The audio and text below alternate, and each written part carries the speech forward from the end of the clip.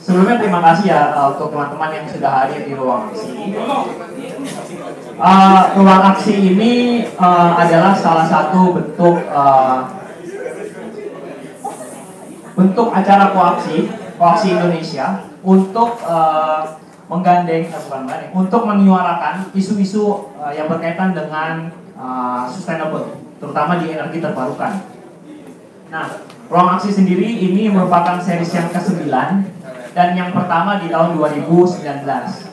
Nah, tema yang akan kita bawakan dalam ruang aksi yang akan sekarang ini yaitu isu energi terbarukan pada pemilu 2019 dalam pandangan milenial. Nah, kayaknya sih ini ruang aksi terbanyak anak mudanya ya. Sebelumnya sih banyak dari anak muda, anak sedang, anak tua.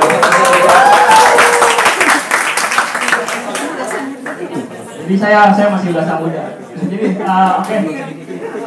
Ada ya, sebelumnya saya mau tahu nih, siapa yang pertama kali datang ke ruang aksi untuk pertama kalinya? Oh. Oke. 70% atau hampir 80% baru untuk di ruang aksi. Oke. Jadi kita udah seri ke-9 dan ini yang tadi saya bilang ini merupakan isu energi terbarukan. Kalau teman-teman lihat atau mengikuti bagaimana debat capres kita yang kemarin, itu kan nuansa energi terbarukannya tidak terlalu dalam ya menurut saya. Cuma nggak tahu menurut yang lain. Capres nomor 1 maupun nomor 2 menyuarakan tentang isu biofuel, kemudian menurunkan penggunaan energi fosil, mengefisiensikannya, tapi belum berbicara banyak nih tentang sustainable aspek gitu. Nah, kita pengen sekarang ada Mas Pradana, ya kan, dari Ketua Umum kita 1.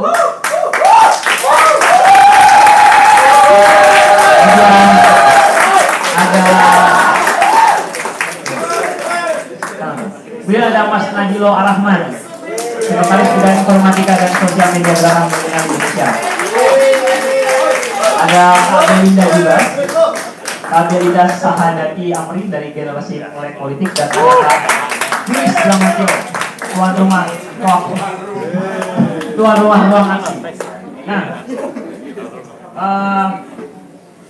tanpa berlama-lama, mungkin akan saya panggil moderator kita malam ini, Saudara Kevin. Silakan, Saudara Kevin.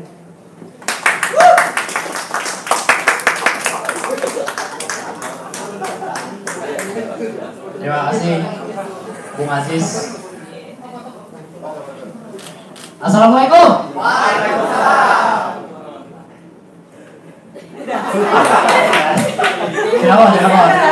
Silakan berfoto-foto yang banyak, terus di tag ke coaction.id. Ya, kasih hashtag bersihkan Indonesia. Oke, selamat malam teman-teman. Halo. Nama saya Kevin. Saya di Koaksi sebagai preset junior dan pemain cadangan bulu tangkis. Jadi kalau di sini masih mau main-main silakan. Nah, hari ini itu hari yang transaksi yang cukup ruang aksi yang cukup spesial. Karena hari ini kita rame banget untuk kita mau bareng-bareng anak muda ngomongin sesuatu yang selama ini selalu dibilang jauh dari anak muda. Yaitu kita mau ngomongin politik dan kita mau ngomongin energi terbarukan. Nah, untuk itu saya mau undang orang-orang yang kece-kece banget yang sudah bersedia menyediakan waktunya. Kita mulai dari Kak Dana dari kita 1.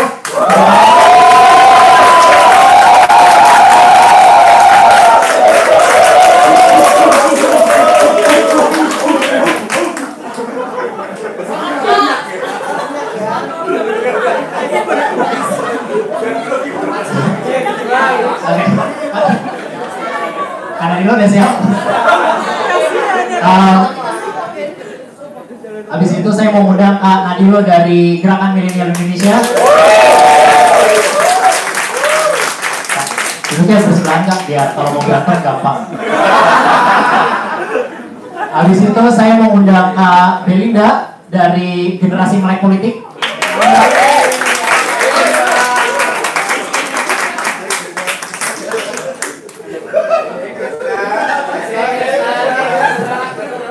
Dan yang terakhir saya mengundang Juri Subramantio dari Koaksi Indonesia.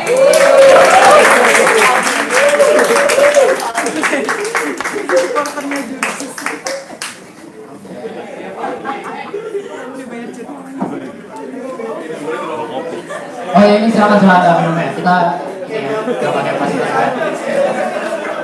Oke teman-teman, di sini siapa yang masih kuliah atau masih sekolah? Oke. Siapa yang sudah kerja? Banyak. Siapa yang nggak kerja, nggak kuliah, nggak sekolah? Angkat-angkat.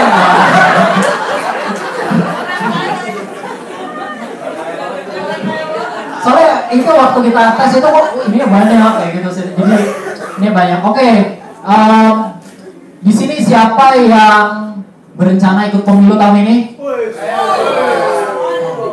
Banyak yang enggak juga tapi sebenarnya ya. Ada yang pemilih pertama di tahun ini? Oke.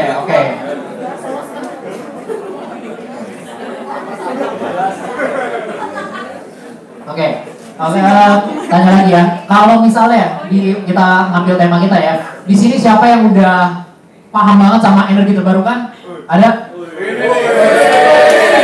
Tepuk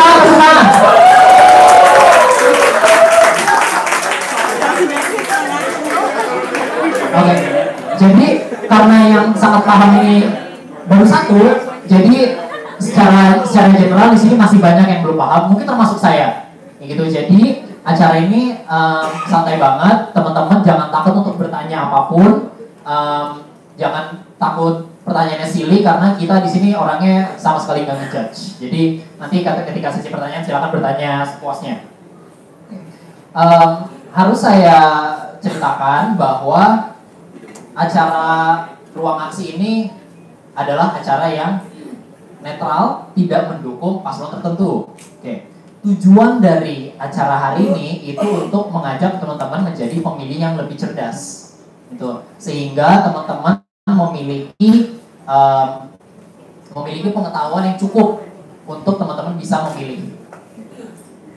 Dan kita juga harus menceritakan bahwa koaksi itu non partisan, jadi kita juga tidak mendukung ke salah satu paslon. Oke.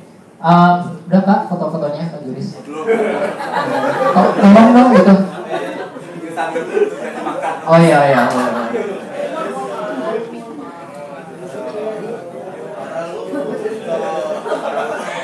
Oke. Di acara ini kita ada kontes sedikit. Jadi kalau misalnya teman-teman buka Instagramnya koaction.id, teman-teman akan melihat suatu kontes yang diadakan oleh tim koaksi untuk teman-teman mengcapture suatu mock-up dan memberikan pendapat kalian tentang acara ini untuk energi terbarukan untuk pemilu tahun ini. Teman-teman maunya seperti apa? Kemudian di tag ke koaction.id, kasih hashtag bersihkan Indonesia. Kemudian di akhir acara yang paling menarik, yang paling edan atau yang semacamnya terserah tim yang mengatur, itu akan mendapatkan hadiah. Apa tuh hadiahnya? Ya, nanti dikasih tahu di akhir ya.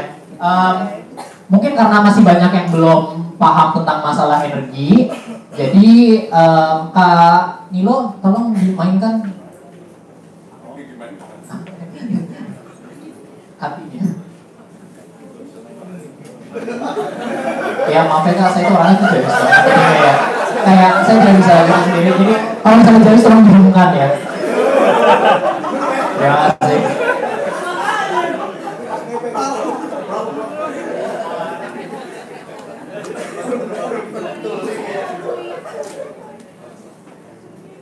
Sebentar.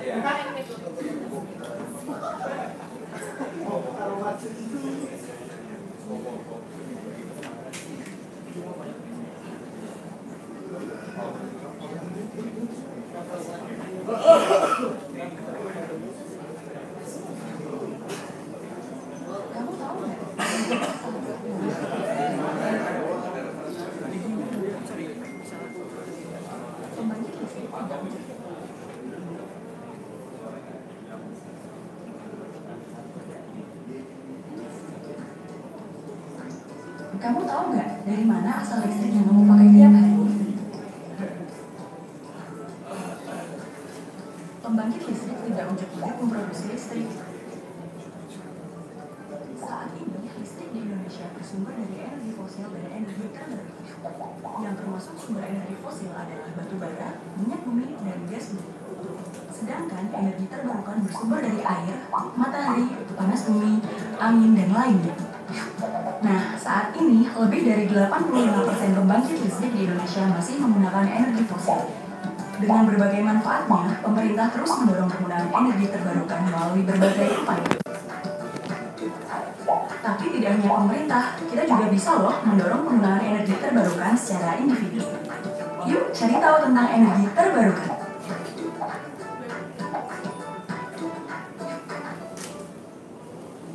Ya, terima kasih. Nah,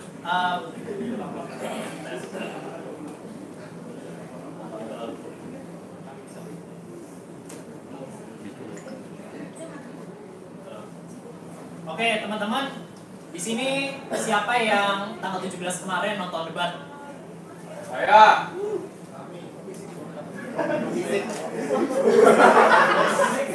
Ya.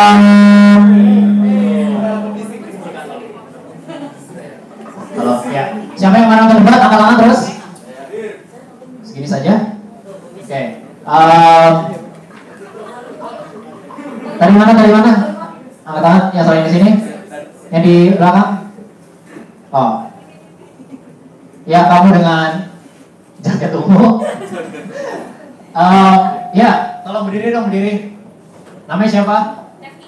Devtia. Kasih 3 kata yang menggambarkan debat kemarin menurut lo.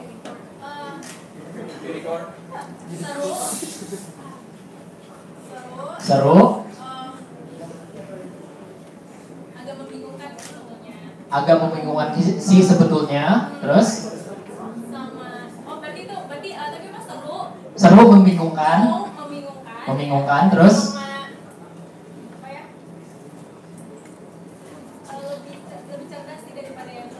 Lebih mencerdaskan. Oke, ya, thank you. Tepuk tangan untuk Devtia.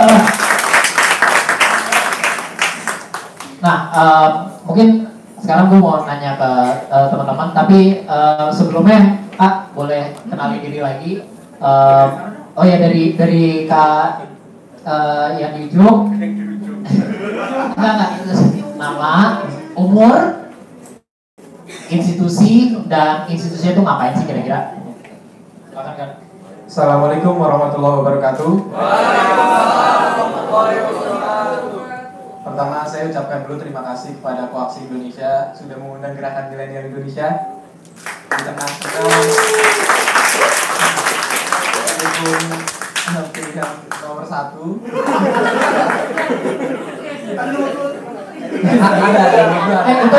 Itu yang di luar, kalau misalnya mau masuk terus mau ke bagian depan boleh, silakan. Silakan.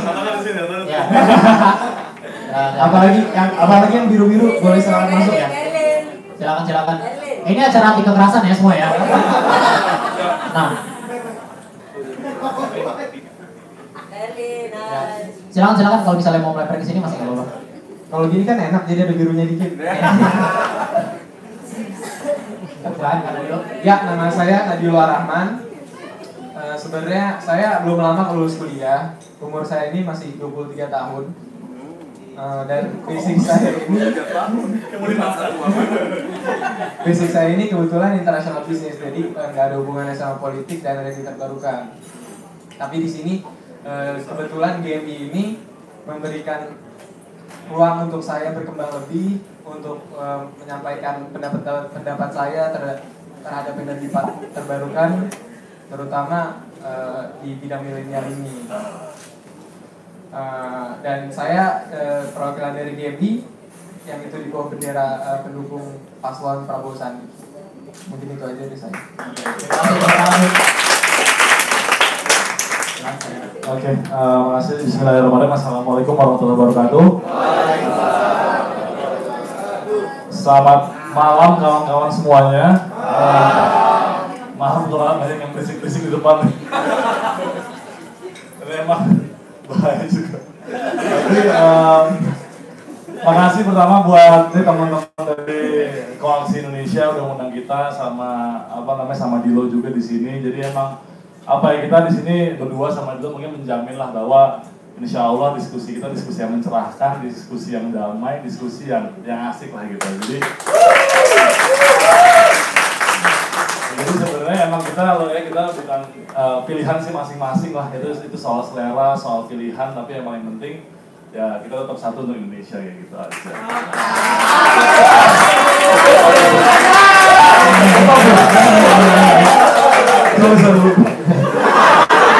Tenang ya.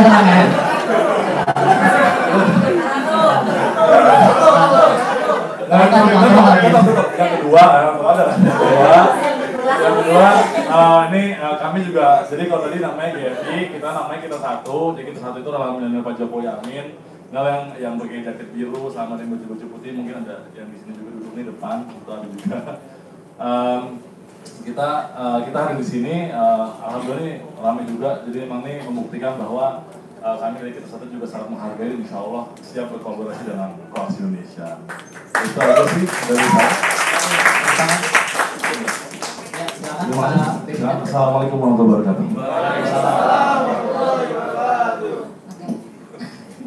Gue jadi nervous gitu. Maaf ya semua. Assalamualaikum warahmatullahi wabarakatuh. Shalom, Swastiastu, Namo Buddhaya. Nama gue Belinda Sahayati Amri, bisa dipanggil Belinda, dan gue dari generasi melek politik. Nah, mungkin orang-orang di sini bingung apa sih generasi melek politik, karena kita juga masih tergolong baru ya, baru 1,5 tahun. Kita ini sebenarnya kayak platform untuk anak muda buat mengaspirasikan kayak ide-ide mereka kayak gitu.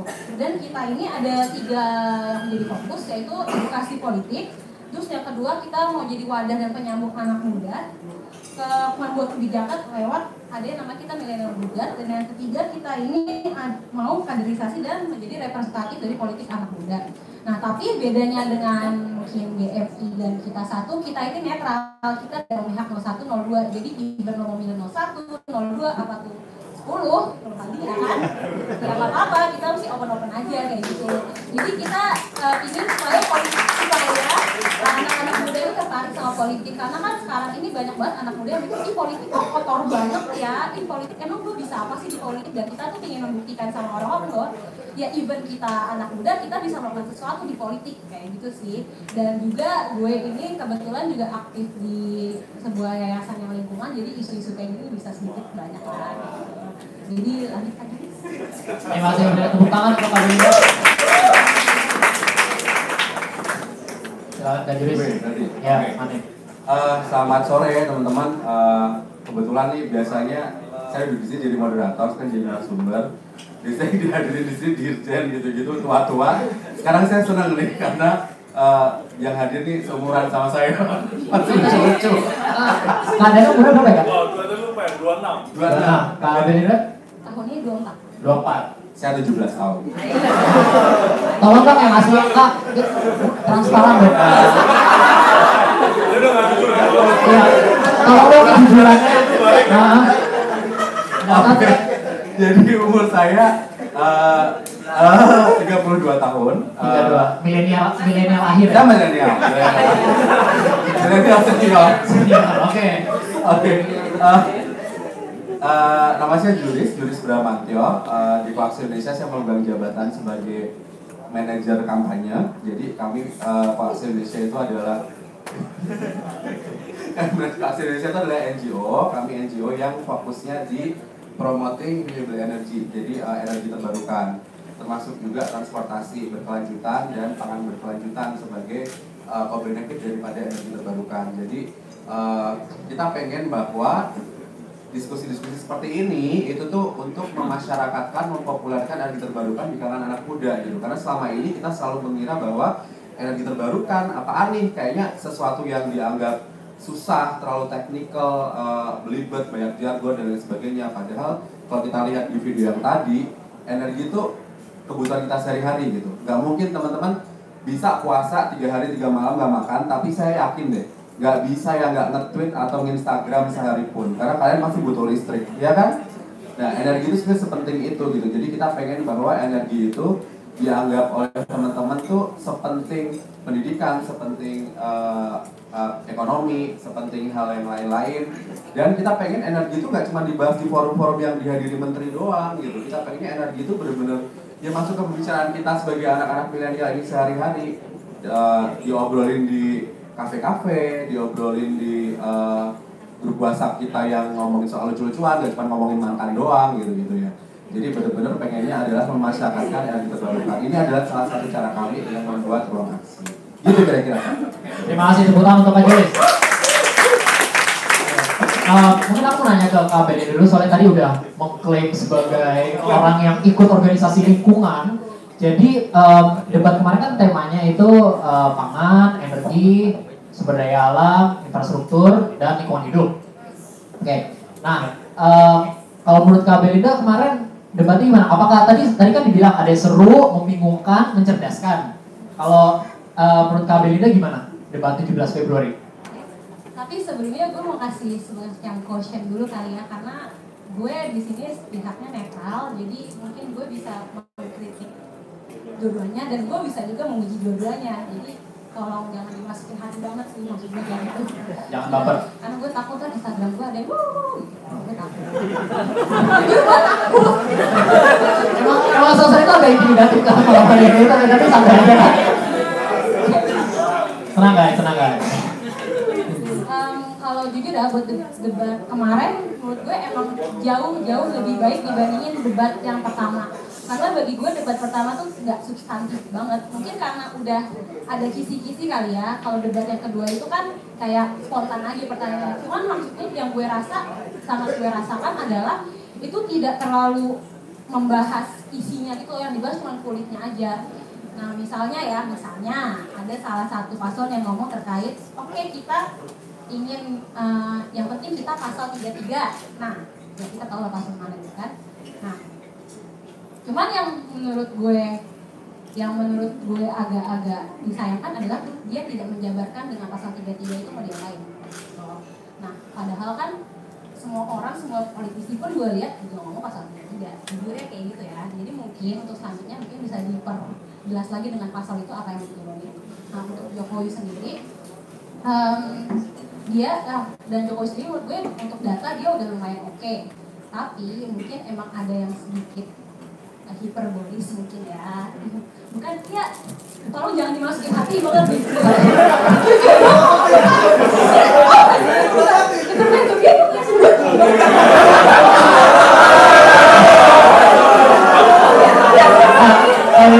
Yang mana yang intimidatif saya suruh pada belakang. Tenang Kak, ada Kak Juris. Jadi kayak mungkin kayak misalnya bilang kebakaran hutan gak ada, sebenarnya kebakaran hutan masih ada. Oke. Ya, Tenang. Dan dia juga ngomong biodiesel kan B100. Itu jujur gue shock banget sih ketika ngomong B100, walaupun memang kita menuju renewable energy, cuman B100 itu kan ada pro kontranya juga ya, karena kita ngomong sawit juga kan sebenarnya. Sawit habis itu deforestasi, pembukaan lahan, itu sebenarnya ada pro kontranya lagi. Nah tapi yang menurut gue harus diperjelaskan kenapa harus ke bioenergi, kalaupun kita sebenarnya punya energi lain yang misalnya air, karena malah surya, harus ya gue ya. Cuman overall kalau misalnya dibandingkan dengan debat pertama ya gue sih lebih suka debat kedua, walaupun ya nggak detail banget tapi it's okay lah. Itu sih kalau dari gue. Oke, terima kasih Kak. Saya sangat menghargai usaha kamu untuk sugarcoating segalanya dan membuat segalanya tuh kayak terkesan lebih ramah kepada dua-duanya. Gitu, terima kasih. Kalau Kak Juris gimana? Kalau mungkin tadi kan sebenarnya untuk masalah lingkungan itu sudah sedikit dibahas ya. Tapi kalau untuk energi terbarukan secara umum, menurut Kakak gimana dalam debat kemarin? Sudah cukup tersuarakan?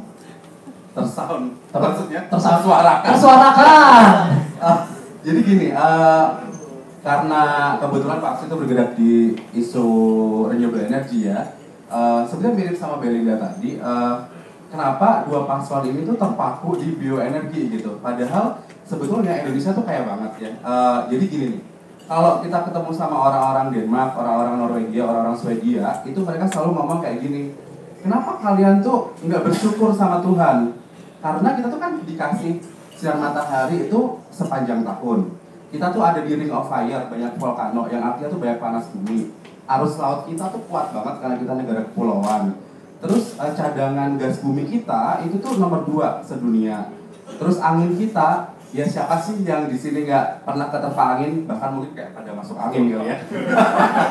Nah, ada banyak hal yang bisa diangkat sama kedua paslon sebetulnya. Jadi tidak cuma bioenergi, iya betul bioenergi itu salah satu yang juga bagian dari energi terbarukan, tapi ada banyak banget gitu. Kayak contoh, sebetulnya kan Indonesia itu potensi solarnya, tenaga surya itu tinggi banget gitu. Tapi kenapa juga nggak banyak dibahas? Hal tersebut juga sebaiknya tuh dibahas. Jadi kita juga pengen ngedukasi ke teman-teman bahwa energi terbarukan tuh sebetulnya penting. Nah, ada banyak hal juga yang sangat saya sayangkan. Ini karena saya masih muda, masih 17 tahun. Yang saya sayangkan adalah kedua paslon itu kan selalu bilang bahwa mereka itu sangat butuh dukungan milenial, betul kan? Makanya ada teman-teman Kita Satu dan teman-teman GEMI, Gerakan Dengan Indonesia. Tapi kemarin itu kalau teman-teman perhatiin sebetulnya mereka tuh nggak banyak loh ngasih kita tawaran-tawaran yang milenial banget, yang generasi muda banget, itu nggak banyak. Dan ada baiknya teman-teman ini minta ke mereka gitu, jadi minta aja gitu. Jadi misalkan kalau saya pengen sebagai milenial adalah di masa mendatang saya pengen pekerjaan lebih mudah. Kenapa itu juga nggak banyak ditawarkan misalkan seperti itu. Atau saya pengen di tahun-tahun mendatang saya pengen tagihan listrik saya murah karena suhu di bumi nggak meningkat 3 derajat gitu. FYI, hemat AC. Ya, suhu di Indonesia tuh meningkat 3 derajat. Tahun 2018 itu tahun paling panas ya. Jadi kita mau nggak mau yang biasanya AC itu di 21 udah dingin, sekarang 16 aja nggak dingin gitu. Saya curiga besok-besok si produsen AC ini bikin remote AC itu sampai ke angka 11 kali atau 9 kali atau pasang freezer sekalian gitu ya. Karena saking panasnya gitu. Atau enggak misalkan soal bencana ekologis, siapa sih yang mau kebanjiran misalkan kayak gitu. Jadi hal-hal kayak gitu tuh di anak muda sebetulnya nggak terlalu appealing gitu yang dibahas sama mereka. Mereka lebih banyak membahas masalah soal undang-undang yang diulang-ulang terus dan lain sebagainya. Hal-hal yang membuat kita selalu bertanya-tanya, oke, lo punya program itu, caranya gimana? Oke, lo mau ke arah situ, caranya gimana? Oke, lo punya target sekian persen, caranya gimana? Kan kita tuh milenial tuh kan terkenal aktif ya, terkenal kritis dan suka kepo ya. Kita kan pasti akan langsung googling gitu. Gila, targetnya segitu, caranya gimana nih? Gila, targetnya segitu, caranya gimana nih? Apa untungnya buat gue? Apa untungnya buat anak muda kayak gitu? Itu juga yang menurut saya kemarin kurang disuarakan oleh kedua capres. Tapi sebetulnya bisa nih kita minta ke mereka.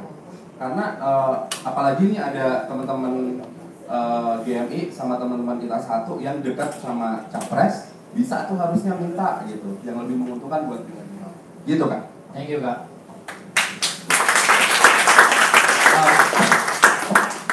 Kak Belinda, jadi ini kan tadi Kak Juris sebenarnya sedikit menyinggung bahwa milenial agak sedikit diperebutkan, ya, diperebutkan oleh kedua paslon. Nah, emangnya seberapa besar sih kekuatan milenial dalam pemilu tahun ini? Oke, kemarin sih gue sempat riset dikit ya, emang berapa sih jumlah pemilih milenial ya? Milenial tuh antara 17 sampai 35 tahun ya, kalau nggak salah. Kalau kamu jangan sugar voting umur kamu sendiri dong, tolong. Nah, yang dari riset gue sih kira-kira ada 80 juta pemilih sih, itu dari riset Bappenas ya. Nah, jadi kan bisa dilihat bahwa sebenarnya anak muda tuh berpotensi banget buat digali suaranya. Nah, tapi itu yang menjadi permasalahan tuh sekarang gue merasa semua yang 80 juta sih yang gue riset di Bappenas. Cuman kalau salah mungkin kan bisa diklarifikasi. Nah, jadi kalau yang gue rasa itu yang kami rasakan di GM itu bahwa kita ini kurang didengar aspirasinya sebagai anak muda. I mean yes, sekarang dari Jokowi dan Prabowo itu udah punya masing-masing volunteer milenialnya kan, tapi apakah kalian sudah menggali orang-orang di luar volunteer kalian? Kayak gitu sih yang menjadi permasalahannya. That's why kita ingin GMP tuh kayak sebagai ya lo kalau nggak bingung ke mereka kita dulu ntar kita sampaikan ke mereka, kalau bisa kayak gitu sebenarnya. Cuman selain itu gue juga ngeliat sedikit banyak gue liat visi misinya kedua paslon ya, Tapi khususnya di bidang energi dan lingkungan, karena gue fokus di situ, yang gue lihat itu tuh kurang millennial friendly gitu. Kurang kayak, oke, kita akan meningkatkan produksi efisiensi migas. Nah, berat banget kan. Oke, kita akan meningkatkan produksi listrik renewable energy. Terus apa untungnya buat kita? Kayak gitu loh, jadi kayak kurang menjelaskan apa sih sebenarnya kalau keuntungannya gue punya visi misi ini buat anak muda tuh kurang dijelaskan gitu sih. Harusnya lebih kayak gimana kan? Harusnya kayak, tapi menurut gue tuh gak mungkin di visi misi juga sih. Itu bisa diturunkan dengan cara-cara kampanye mereka sebenarnya. Karena kalau visi misinya dijelaskan dengan lebih dijelaskan banget kayak gitu juga kan banget di 100 mana ada yang baca sih kayak gitu kan. Nah tapi kan di kampanye bisa kayak kita butuh renewable energy, kenapa? Karena lo butuh update di Instagram, jadi lo butuh listrik yang bersih. Itu kan bisa, itu sebenarnya maksudnya itu lebih relatable kan dibandingkan kayak kita butuh listrik bersih biar lingkungan kita sehat dan kita bisa hidup panjang. Nggak bahasa kita aja. Mungkin kalau orang yang udah biasa dengan isu lingkungan itu akan lebih, kita mengerti kenapa penting. Cuma kalau buat anak muda yang kayak tidak terlalu tertarik, ya buat apa sih gitu loh. Sebenarnya kalau itu sih ya dari concern gue bahwa kesimpulannya adalah kurang menggait suara anak muda sih dengan gaya yang terlalu konvensional. Oke. Nah, tadi dua-duanya Kak Belinda dan Kak Juris itu bilang bahwa walaupun milenial diperebutkan, anak muda diperebutkan, dan anak muda punya pengaruh yang besar, tadi 80 juta ya kalau ada yang data yang lebih bagus dikoreksi aja. Nah, aku mau nanya sama Kak Dana. Kak Dana sendiri kan anak muda juga nih, 26 kan? Ya masih lah, kayak gitu. Nah, sebagai anak muda ya, sebagai anak muda pribadi, apakah kebutuhan Kak sebagai anak muda itu sudah terfasilitasi dalam paslon yang Kakak dukung? Oke. Jadi sebenarnya kalau pertanyaan ini menurut gue menjebak dan klasik ya. Karena menurut gue pasti gue dulu jawabnya akan menjawab pasti iya gitu. Kalau gitu jangan jawab yang klasik dong. Jangan jawab yang klasik. Iya. Jawab seadanya aja. Seadanya. Apa adanya? Jadi, apa adanya. Oke, jadi gini. Sebenarnya sih kalau kenapa kita juga di sini nih, gua beberapa teman-teman yang ada di sini yang anak-anak muda dari kita satu yang mendukung Pak Jokowi Amin. Kenapa kita juga mendukung Pak Jokowi Amin? Karena memang kita merasa Pak Jokowi itu dia lebih millennial friendly dibanding pasangan-pasangan lainnya. Even itu sebelum pun misalnya udah pasti sama Pak Prabowo. Kita belum tahu calonnya siapapun, tapi kita merasa bahwa Pak Jokowi sudah millennial friendly. Dan kebijakan-kebijakannya udah memang sangat mensupport anak muda. Contoh gue nggak usah main jauh dan sangat fundamental menurut gue. Itu ialah munculnya Backcraft nih. Nah ini memang karena pertanyaan umum ya, jadi gue nggak masuk ke dalam konteks energi dulu. Iya. Menurut gue yang paling nyata adalah munculnya Backcraft. Kenapa gue bilang paling nyata dan itu paling millennial friendly? Karena apa? Karena sebelumnya industri kreatif ini menjadi missing market sebenarnya di Indonesia. Dalam tanda kutip tidak diatur, dalam tanda kutip dia tidak terlalu dimonitor sama pemerintah. Gitu. Jadi baik itu monitoringnya, regulasinya, fasilitasinya gitu, itu nggak terlalu diatur sama pemerintah. Nah, ketika zamannya Pak Jokowi muncul, Backcraft ada. Nah itu sebagai salah satu bukti bahwa Pak Jokowi serius loh, mau ngurusin anak muda.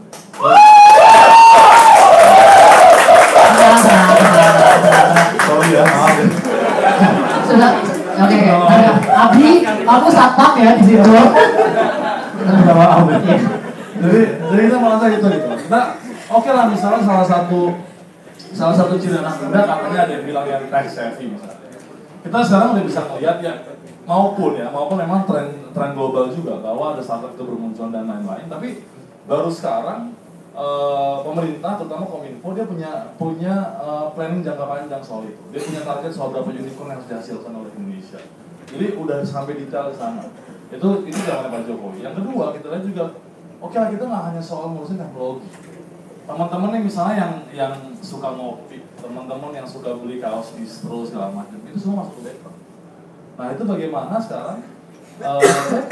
Itu menurut gue makanya Backcraft itu sebagai bukti paling nyata Pak Jokowi hadir di tengah-tengah anak muda. Belum selesai.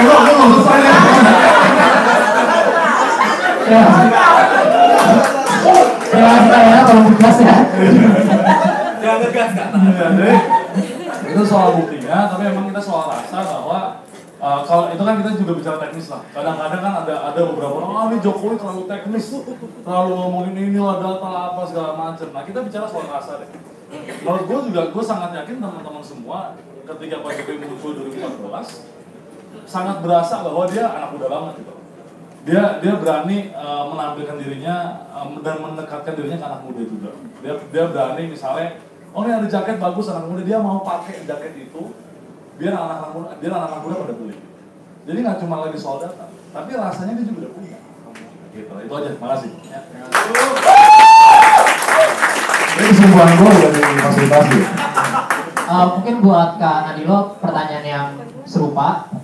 Dari Kak Nadilo sendiri sebagai anak muda, apakah kebutuhannya itu sudah terfasilitasi oleh visi misi program dari paslon yang Kakak usung? Oke, jadi gini pertama, kami ini game ini ada sebagai wadah untuk aspirasi dari milenial.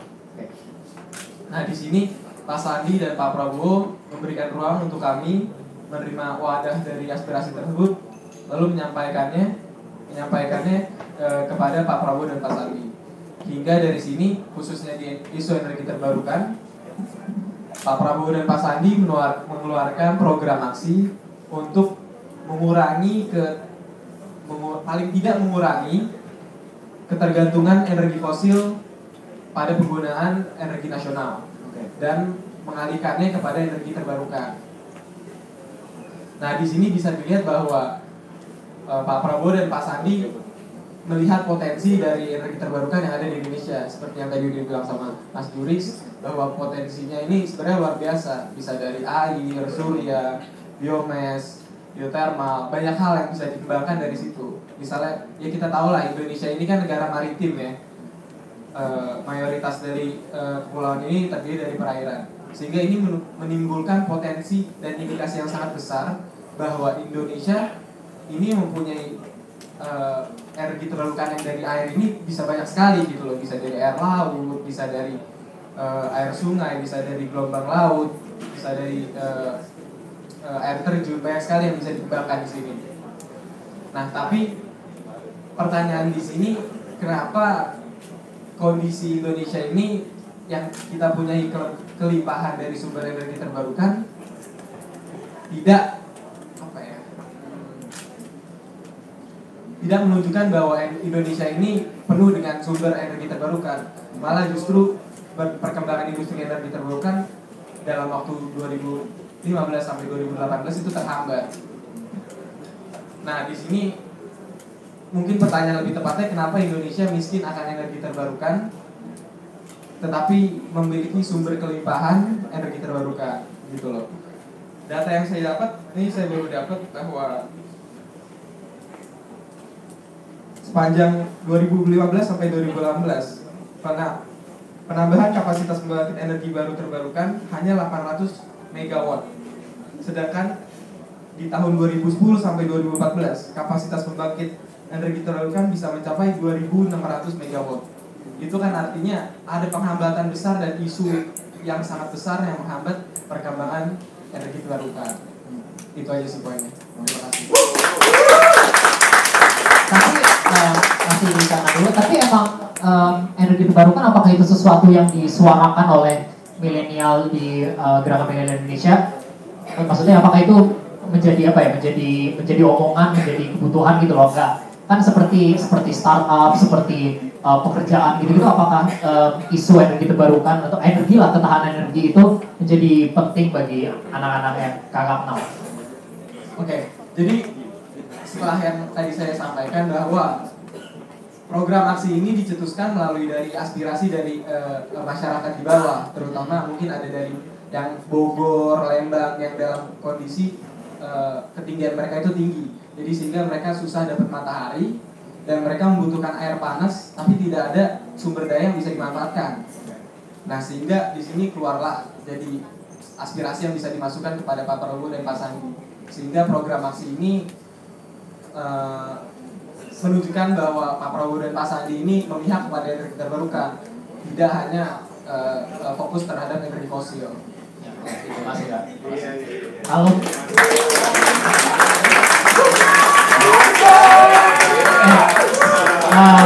Teman-teman yang baru datang, ini harus saya ceritakan kembali bahwa tempat ini bukan untuk kampanye. Jadi tempat ini untuk kita sama-sama berusaha menjadi pemilih yang lebih cerdas. Oke, aman ya? Siap. Nah, mungkin bisa langsung lanjut ke Kak Dana. Kalau misalnya tadi kan yang secara umum ya, jadi maksudnya masih ngomongin industri kreatif. Tapi kalau untuk energi terbarukan itu gimana di paslon yang Kakak usung itu? Apakah sudah cukup terfasilitasi kah? Menurut gue sangat terfasilitasi sih. Soalnya kedua, sebelum kita yang anak muda ini menyuarakan soal energi terbarukan pun, sekarang Indonesia menjadi produsen nomor 2 terbesar panas bumi di dunia. Jadi itu yang pertama. Terus elektrifikasi kita, jadi daerah yang udah masuk listrik nih kita di Indonesia, di zaman Pak SBY zaman dulu, itu 86%. Sekarang udah mencapai 98%, jadi tinggal 2% doang di Indonesia. Terus, gue mau ngasih apa lagi? Jadi itu untuk masuk ke pedesaan, itu tinggal kita lagi percepatan 2.500 desa untuk masuk listrik di sana. Nah, Kenapa energi terbarukan itu menjadi penting di paslon kita? Karena pertama kita sadar bahwa kita punya beberapa keterbatasan di Indonesia. Pertama kita punya keterbatasan lokasi. Nggak semua kota, nggak semua desa, bapak ibu teman-teman semua misalnya punya tambang minyak, punya kilang minyak, punya gas bumi dan lain-lain. Yang kedua, keterbatasan kapasitas. Belum tentu juga kilang-kilang minyak itu, tambang-tambang gas itu, atau batu bara itu bisa berlangsung selamanya. Yang ketiga, itu ialah keterbatasan ekonomi. Buktinya apa sih kira-kira? Karena kita terlalu bergantung sama energi konvensional, selama ini kita dari dulu masuk OPEC, sekarang menjadi net importer, gitu kan. Nah, untungnya alhamdulillah, dulu yang tadi subsidinya itu ke energi 306 triliun, di zaman Pak Jokowi itu turun sampai 90 triliun. Jadi ada penghematan yang luar biasa di zaman Pak Jokowi ini, gitu. Ini soal energi terbarukan. Nah, itu yang menjadi dasar kenapa sih Pak Jokowi merasa energi terbarukan itu penting, gitu. Nah, makanya dia muncul dari yang aku bilang, kenapa sekarang Indonesia ada di nomor 2. Kita melampaui Filipina soal penggunaan listrik produsen dari panas bumi. Yang kedua tadi juga soal itu aku bilang juga masuk juga di sana, gitu kan. Nah itu salah satu contoh lah, kenapa energi terbarukan itu penting banget. Terakhir misalnya kita baru ada PLTB Sidrap tenaga angin terbesar dalam sejarah Indonesia dibangun. Jadi lama-lama pengen dulu lagi bang. Ini ngomongin bener ya semua. Gitu aja. Jadi emang kalau tadi pertanyaannya misalnya udah disuarakan belum gitu-gitu, kita belum bersuara pun udah ada di sana gitu. Jadi insya Allah, jadi memang kita merasa kita udah satu kepala, satu visi dan satu misi dari Pak Jokowi Amin itu. Terima kasih. Oke, sekarang saya buka dulu 2 pertanyaan. Ada yang mau bertanya? Kamu di depan tuh bukan buat bantuin, tapi mungkin yang di belakang dulu tadi satu. Kalau tahu di Microsoft Useful, terima kasih. Tadi Mbak satu yang kiri, satu lagi tadi yang mau yang depan. Satu kanan ya. Iya boleh. Nanti dulu ya. Terima kasih. Wah kalian dress code-an ya? Dress code. Durinya putih. Assalamualaikum warahmatullahi wabarakatuh. Perkenalkan nama saya Gindar. Kita di sini dress code-an kita bukan bermaksud untuk memilih siapa-siapa. Saya di sini sebagai teknokrat. Oke. Tapi bukan golput kan mengabarkan. Oh bukan. Terima kasih. Jadi gini, saya itu sedikit background. Itu 4 tahun saya sudah bergerak di bidang energi. Teman saya juga mungkin di sini banyak teman-teman saya yang dari memang fokusnya itu di bidang energi. Sebenarnya gini, dari hasil istilahnya debat kemarin gitu ya, kita ini sebagai pelaku industri itu tuh sebenarnya bingungan. Sebenarnya tiap paslon itu maunya apa sih mengenai energi mengenai energi ya, sebentar saya ngomongin energi dulu. Mengenai energi, karena energi terbarukan itu part of the energy production itu kita ngomongin energi terbarukan ya. Nah, yang teman-teman harus sadar di sini, Indonesia itu mematok hanya 22% dari 2025, 22% dari energi produksi diproduksi oleh Indonesia. Jadi jangan expect paslon-paslon ini bisa kayak kita convert semua coal power production jadi solar power atau wind power atau segala macam. Jangan muluk-muluk karena di sini yang saya pelajari ya selama saya bekerja itu tidak mudah, sama sekali tidak mudah untuk istilahnya membuat suatu renewable energy power plant. Sangat susah. Jadi yang saya pengen tahu itu sebenarnya dari tadi tuh yang diomongin itu adalah data ya, data. Jadi saya jujur sebagai pelaku industri dan sebagai milenial, saya kebetulan tahu problemnya apa di Indonesia saat ini. Jadi saya pengen tahu sebenarnya jawabannya itu seperti apa sih kira-kira gambarannya. Nah, mungkin memang di sini Mas Dana dan Mas Nagilo itu mungkin bukan yang setidaknya ekspor di sini, cuman mungkin sudah menerima gambaran lah masing-masing dari masing-masing paslon itu seperti apa. Karena coba berikan kami gambaran secara mungkin yang bisa acceptable lah. Kedepannya itu seperti apa sih energi terbarukan? Apakah mungkin misalkan dari ini kita ngomongin paslon pertama ya, ngomongin paslon pertama Jokowi itu memang ingin menembus 22% itu. Bagaimana caranya?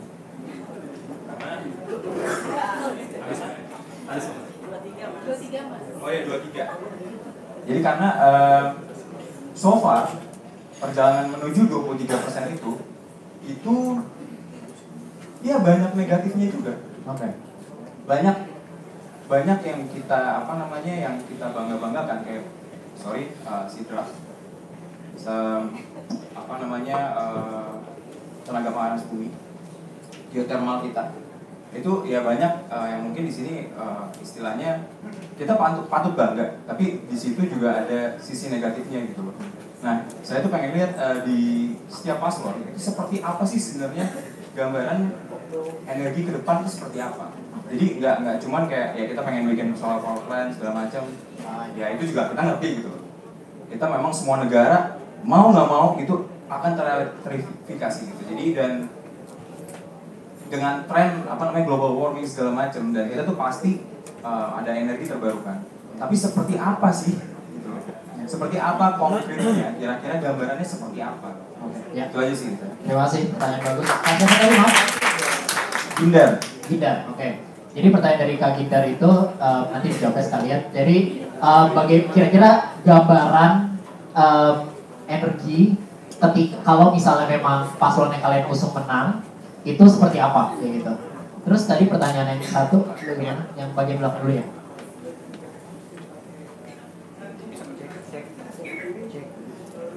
Ngomong aja Mas, gak apa-apa. Oh ya. Jadi saya Hanif. Nah, saya mau tanya, kan kalau sekarang itu sebetulnya untuk energi terbarukan masalahnya itu mungkin betul yang Mas Dinda bilang tadi, kita ngincar 23% di 2025. Cuma saya juga pernah baca riset kalau nggak salah dari ISB, katanya dengan prediksi sekarang itu kalau misalnya nggak ada perubahan dalam regulasi khususnya, dalam 2025 kita hanya akan mampu mencapai energi terbarukan 12%. Yeah. Dan masalahnya adalah misalnya kan Permen 50 soal biaya untuk energi terbarukan itu maksimal 85% dari biaya listrik normal kecuali di daerah. Yeah. Nah, atau juga ketika harga batu bara naik yang harusnya tuh jadi momen untuk kita beralih ke energi terbarukan, justru muncul peraturan baru yang DMO harga batu bara. Jadi harga batu bara dibikin lebih terjangkau. Yeah. Nah, kalau dari kedua belah kubu mungkin ada rencana atau solusi bagaimana untuk mendorong percepatan energi terbarukan kita. Ya. Jadi konteksnya regulasi. Regulasi, betul. Oke, ya. Silakan dijawab dulu. Kak, siapa duluan? Kak, ya deh, Kak. Atau Kak Juris mau? Kalau lu tahu banyak nggak? Ya, silakan. Tadi pertanyaan pertama, bagaimana gambaran terhadap energi jika paslon yang diusung menang? Terus pertanyaan kedua, hambatan-hambatan regulasi yang sekarang ada itu bakal kayak gimana? Mau diapain? Ya, silakan Kak. Oke. Makasih, kedua pertanyaan bagus sekali Mas. Yang pertama emang kalau tadi misalnya soal pertanyaan how to-nya gimana sih kira-kira menurut gue pribadi, sebenarnya apa yang dilakukan Pak Jokowi ini bagian dari proses menuju ke sana. Jadi ketika misalnya Pak Jokowi ngomong ini B20 apa sih, kemarin misalnya bingung kan orang B20 apa sih B100, gue juga pertama kali apa sih B20 B100-nya apa, karena gue bukan basic energy juga gitu kan, tapi kita pelajari semua segala macam. Nah ini B20 ini juga ternyata baru bisa tercapai di pilihannya beliau. Nah ini bagian dari proses untuk menuju ke sana. Nah kita lihat kemarin misalnya katakanlah Pak Prabowo, bedanya kan dia di bioetanol misalnya. Nah kenapa misalnya Pak Jokowi yang ambil stance juga, kita bukan tidak menilai bioetanol, tapi kita lebih fokus kepada bioenergi karena kita menganggap bahwa supply chain-nya dan semua yang dibutuhkan untuk produksi itu udah mature. Nah kita melihat bahwa dengan biofuel itu lebih cepat kita dalam mencapai target 23% 2020. Nah itu kita melihat ke sana. Itu salah satu how to-nya yang paling gampang menurut kita. Jadi itu sudah berjalan. Kelapa sawit kita banyak, CPO kita di mana-mana, di Sumatera, Kalimantan, semua kita punya perkebunan yang luar biasa besarnya. Itu semua udah di situ. Gitu. Nah itu kita bisa ambil. Nah yang kedua tadi misalnya kalau misalnya soal surya, air itu sih sebenarnya nggak usah diomongin. Maksudnya kita semua udah tahu bahwa itu alternatif energi yang bisa dilakukan di mana aja sebenarnya. Karena dia nggak terbatas sama lokasi. Jadi bedanya kalau misalnya kita bicara visi misi Pak Jokowi ini misalnya, kalau teman-teman baca ini terbuka bahwa kita adalah potensi berdasarkan potensi setempat. Nah potensi setempat ini yang dimaksud dengan renewable energy itu gitu. Kalau misalnya berdasarkan potensi energinya, berarti kita ngeliatnya cuma ya di batu bara di misalnya di Kalimantan, kilang minyaknya di laut mana gitu. Itu berdasarkan potensi energinya. Tapi kita enggak, kita berdasarkan potensi tempatnya. Jadi local base capacity-nya yang kita lihat gitu. Nah ini yang apa namanya how to-nya yang sebenarnya udah dilakukan sama Pak Jokowi gitu. Tadi kalau misalnya soal tadi Mas Gindar misalnya soal PTB semua ada kelemahan, saya rasa sih kita juga mengakui lah bahwa semua yang dilakukan pasti tidak sempurna, pasti ada kelemahan sana sini. Tapi yang paling penting apa? Yang paling penting goodwill-nya ada. Goodwill-nya ada bahwa Pak Jokowi ingin mengurangi ketergantungan kita sama energi fosil, berubah ke renewable energy lewat semua yang kita punya, air, angin, dan dari biofuel itu. Itu sih kalau dari paslon 01. Terima kasih.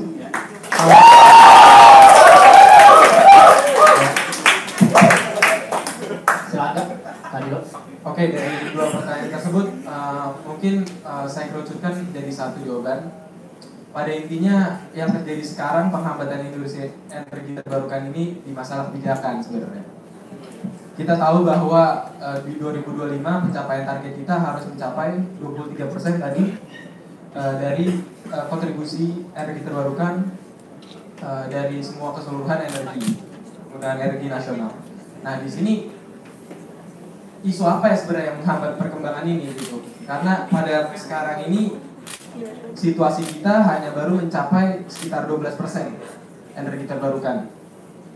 Kalau misalnya kita mau mencapai di 2025 25%, apa yang harus dilakukan sebenarnya? Nah, ini isu yang akan saya sebenarnya bahas di sini. Yang pertama ini isu kebijakan. Bahwa di era 2010 sampai 2015 ini Permen ESDM mengeluarkan penetapan harga beli produksi listrik energi terbarukan berdasarkan rate per kWh. Jadi permen-permen ini mengatur dari energi air, energi surya, energi biotermal itu berbeda-beda permennya. Jadi rate-nya pun berbeda-beda. Kenapa berbeda-beda? Karena fasilitas yang digunakan berbeda-beda, teknologi yang digunakan berbeda-beda, dan operational cost-nya sudah pasti berbeda-beda, terutama production cost-nya. Nah, pada masa pemerintahan saat itu energi terbarukan berkembang cukup besar. Setelah pergantian menteri SDM yang sekarang, permen yang lalu dirubah menjadi permen yang sekarang, bahwa kebijakan ini pemerintah hanya menetapkan harga produksi beli energi terbarukan ini 85% dari biaya pokok produksi. Lalu gimana 15%-nya ini kemana sebenarnya? Apa harus masyarakat lagi yang tanggung? Apa harus private sektor lagi yang tanggung? Sebenarnya ini yang membuat penghambatan industri energi terbarukan terhambat. Nah, maksud saya kalau misalnya emang kemarin Pak Jokowi mengatakan ingin engage B20, B100, ya mungkin diselaraskan dengan kebijakan yang ada, dibalikan ke permen sebelumnya, atau mungkin dibuat permen yang menyokong perkembangan energi terbarukan. Mungkin itu aja dari saya. Terima kasih. Ditanggapi dulu. Ya boleh, kalau saling-saling. Tadi gua ada lupa doang sih, Kak. Lu nggak mau nanggepin di lo, enggak? Oh iya. Jangan. Boleh asal damai, boleh. Nah lah, kita kan di sini buat educate teman-teman. Jadi tadi nggak gue lupa jawab yang soal kebijakan sih. Jadi memang kalau dilihat bahwa ada muncul kebijakan energi nasional itu juga di awal pemerintahan Pak Jokowi tahun 2014. Jadi itu sebagai komitmen pertama. Ketika Pak Jokowi masuk kantornya dia sebagai presiden, dia buat kebijakan itu.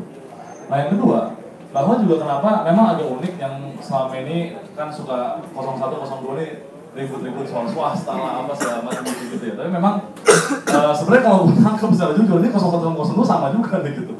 Bahwa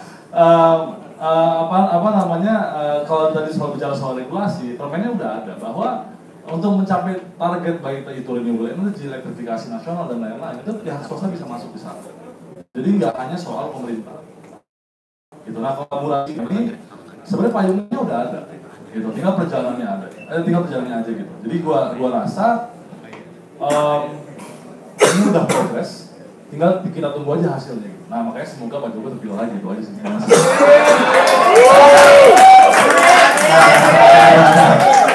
Ya, jadi apanya ya?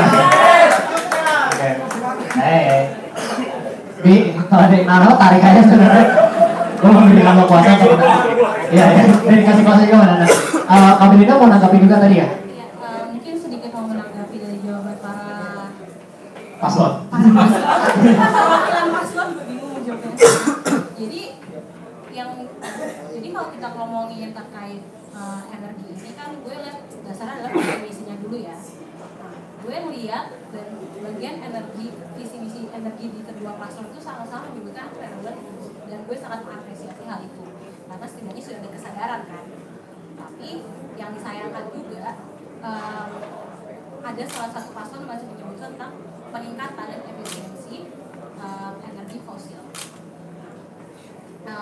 Paslon lainnya sih nggak ngomong kayak gitu ya, cuman yang disedihkan tuh kenapa dia tidak ada paslon yang ngomong untuk yang berkomitmen untuk mengurangi energi fosil. Yang disebutkan malah meningkatkan PBT. Tapi apa gunanya meningkatkan PBT kalau misalnya fosil sudah diturunkan? Kayak gitu sih kalau pandangan aku ya. Nah, jadinya kalau terus tadi sih sedikit mau menjawab bagaimana ke depannya ya energi Indonesia ini. Jujur-jujuran aja, kalau menurut gue sih kayaknya PLTU batubara akan masih banyak. Kenapa gue bisa ngomong kayak gini? Karena bulan ini tuh RUPTL, Rencana Umum Pembangunan Pembangkit Tenaga Listrik ya, itu dikeluarkan oleh Kementerian ESDM. Nah, rencana umum itu mungkin ini bahasanya berat sih, cuman FYI aja, kalian harus tahu kalau kita ngomongin energi. Nah, rencana ini tuh yang buat tuh PLN dan disahkan oleh Kementerian ESDM. Di situ tuh emang pembangkit RBP itu dinaikkan kapasitasnya, tapi itu juga digembar-gembar sama SDM. Kita menaikkan kapasitas EBT. Orang-orang pada wow keren banget. Tapi di kosannya nih ada kecil banget batubara naik menjadi 2% gitu. Intinya naik dibandingkan tahun lalu. Sedangkan EBT yang masih segitu-segitu aja. Jadi kan sebenarnya gimana ya? Oke dari pihak kalau misalnya mau ngomong kedepannya kita akan renewable energy, mungkin jujur gue masih agak sedikit skeptis sih. Jadi mungkin kalau bisa jangan hanya dijanjikan saja. Ini untuk kedua belah pihak ya, jangan hanya dijanjikan saja, tapi benar dibuktikan bahwa kita akan menuju renewable energy. Toh apalagi ini sudah desakan dari internasional supaya Indonesia itu maju ke renewable energy. Negara-negara lain tuh udah mulai berubah, India udah mulai berubah, Cina udah mulai berubah. Masa cuma Indonesia aja yang kayak gini? Toh kalau misalnya Indonesia tetap bertahan dengan batu bara itu, ada kemungkinan nanti PLN tuh malah gagal bayar, bangkrut karena dia nggak punya duit buat bayar batu baranya itu. Jadi sih dari aku gitu. Oke, terima kasih Kak. Nambahin dikit ya Kak. Boleh. Kamu dari tadi belum ngomong ya? Silakan. Paham banget langsung. Iya. Jadi gini, satu yang paling penting untuk kita milenial, saya balik lagi, saya selalu ngomong atas nama kita milenial gitu ya. Yang paling penting itu adalah masalah energi terbarukan itu benar kata Belinda. Kalau memang udah ada unit mau dinaikkan, cost itu juga harus diturunkan. Jadi timbangannya itu akan bergerak dengan bagus gitu. Kalau dinaikkan juga akan sama aja. Sekarang posisinya kalau menurut Kementerian SDM dari 23% di tahun 2025 itu baru 12%-an yang dicapai. Jadi masih long way to go, masih setengahnya gitu. Nah caranya gimana? Caranya itu sebetulnya simpel banget. Nggak usah ngomongin desain internasional, nggak usah ngomongin soal macam-macam. Caranya itu mulai dari teman-teman gitu. Teman-teman sebagai pemakai energi, sebagai yang butuh masa depan gitu ya, itu teman-teman juga yang harus menyuarakan gitu. Jadi benar-benar caranya kayak gimana? Ya minta sama nanti siapapun presiden yang terpilih, siapapun calon yang kalian idolakan, minta gitu. Minta bahwa in the future I want energi terbarukan gitu. Itu yang paling penting gitu. Nah, sekarang pertanyaannya adalah kenapa kita harus pilih energi terbarukan? Nah, menurut teman-teman energi terbarukan itu penting nggak buat kita? Kenapa pentingnya saya nanya? Kenapa? Ayo jawab. Ada yang menjawab? Dampak lingkungan. Satu. Ada lagi? Enggak apa-apa. Berbeda. Ada yang tahu lagi ya dampaknya apa buat kita? Buat milenial. Yes. Apa? Bahan bakunya gratis. Apa lagi ya? Lebih sehat. Lebih sehat. Ada lagi nggak? Harganya turun terus. Harganya turun terus. Ada lagi nggak? Ketahanan energi. Ada lagi nggak? Oke.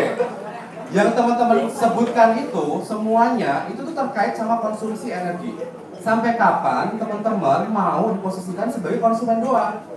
Sebagai komoditas doang gitu. Itu yang paling penting. Jumlah kalian tuh 80 juta jiwa loh. Kalian pilih siapa? Itu yang menang gitu. Jumlah kalian tuh gede banget ya kata Indonesia gitu. Jadi jangan terjebak cuma jadi konsumen doang gitu. Yang paling penting adalah kayak tadi saya sepakat sama mas-mas yang teknokrat tadi ya. Teknokrat halo mas.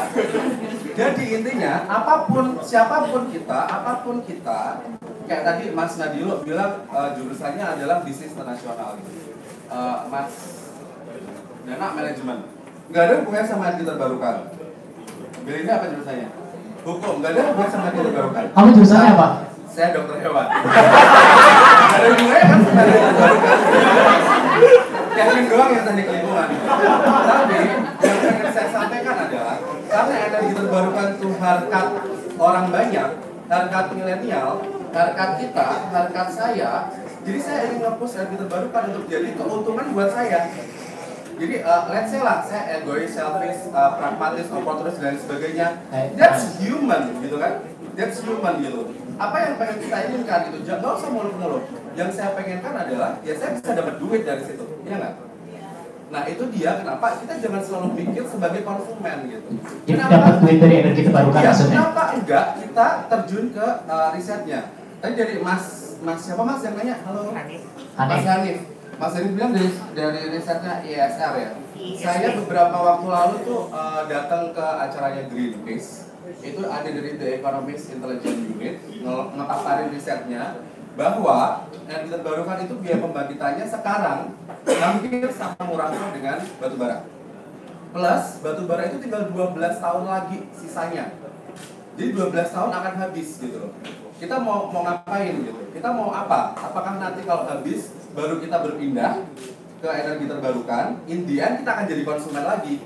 Kita akan dipaksa untuk membeli teknologi, membeli listrik dari negara lain yang udah memakai. Kenapa nggak pola pikirnya diganti? Misalkan saya akan terjun di bisnis renewable energy.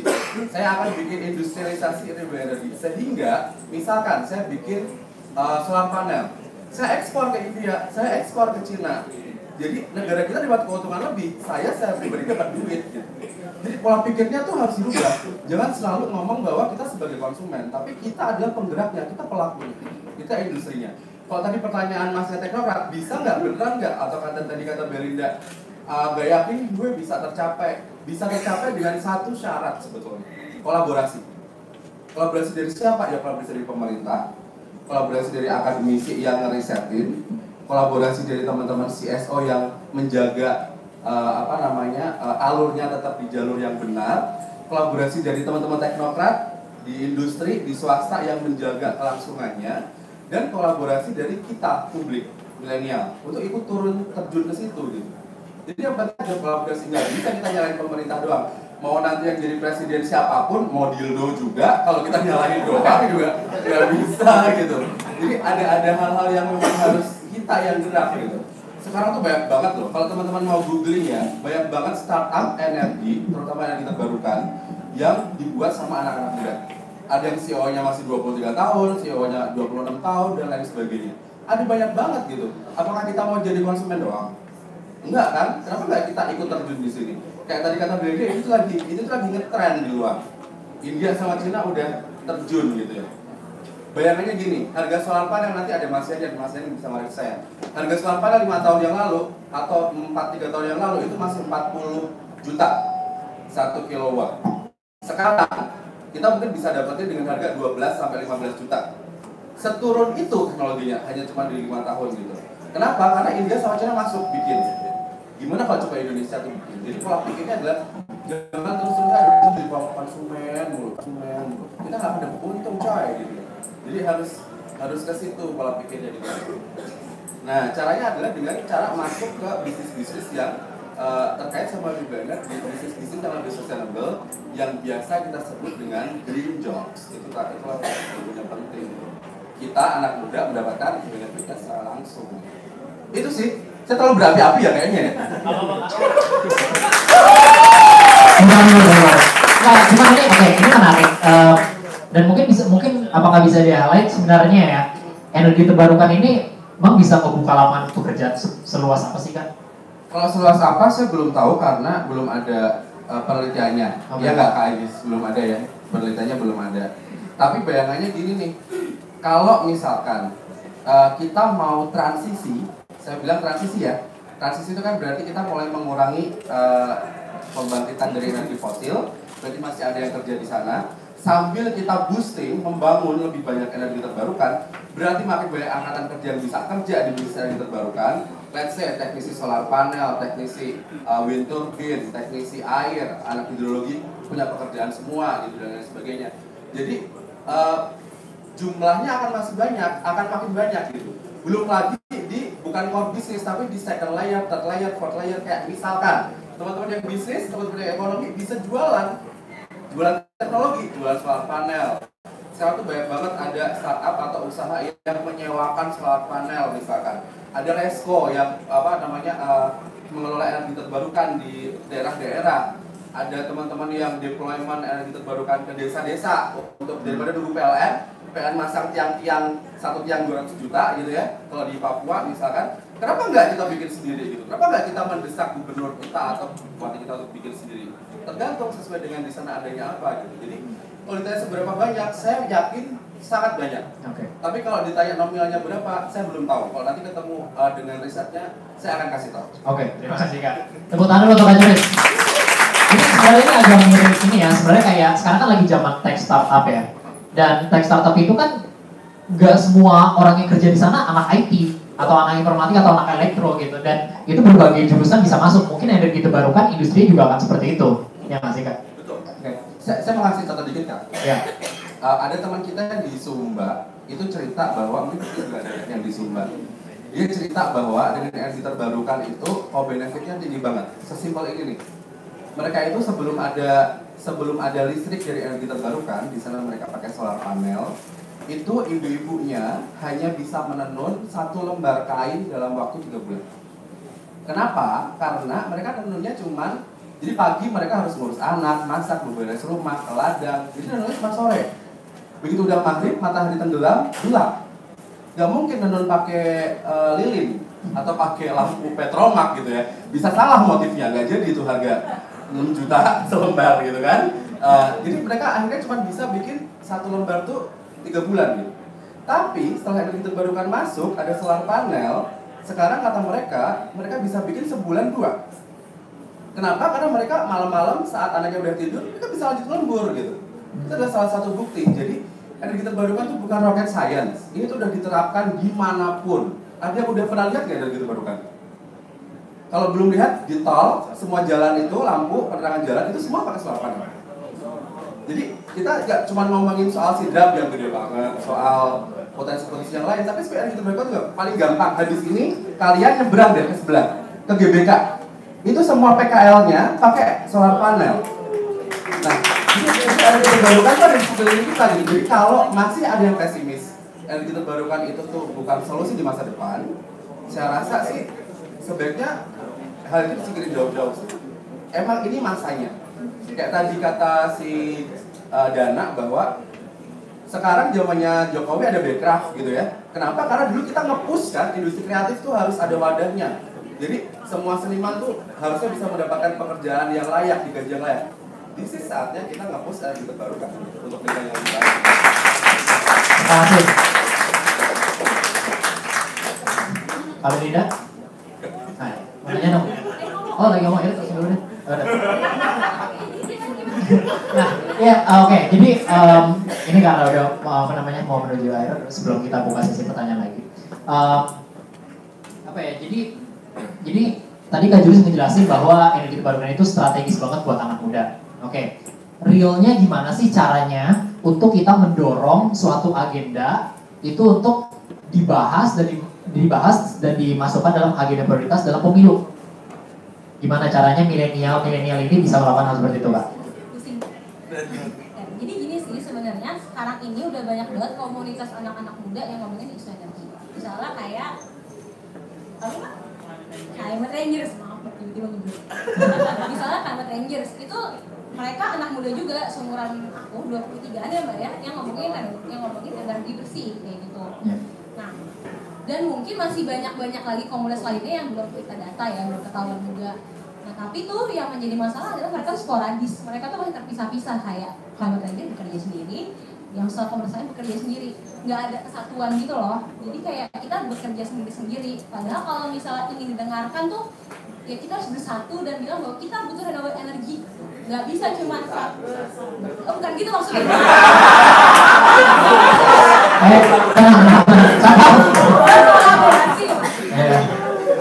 Ini sebenarnya itu ada yang buat menyebut angka kan nggak sih? Iya. Ya kayak gitu, jadi harus berkolaborasi sih antara satu komunitas dan anak-anak muda tuh harus ya bisa bareng-bareng lah ngomongnya bahwa kita sekarang ini butuh renewable energi. Kita nggak bisa pakai energi yang kotor terus, karena kalau kotor ntar kedepannya kita lingkungan kita jelek, kan kita nggak bisa, kan anak gue nggak ngeliat binatang ini karena habitatnya udah rusak ya, bisa kayak gitu kan. Sebenarnya dibuat lebih relate aja sama hidup kita masing-masing, dan mungkin campaign-nya itu balik lagi campaign harus lebih millennial friendly sih sebenarnya. Nggak bisa yang ujuk-ujuk ngomong sekarang ini RUPTL naik berapa persen, kayak what is RUPTL man, kayak gitu kan. Jadi harus dibuat semua. Aju kalau dengerin kamu manajer kampanye loh. Itu udah nyerang partainya, nyerang kakak. Iya.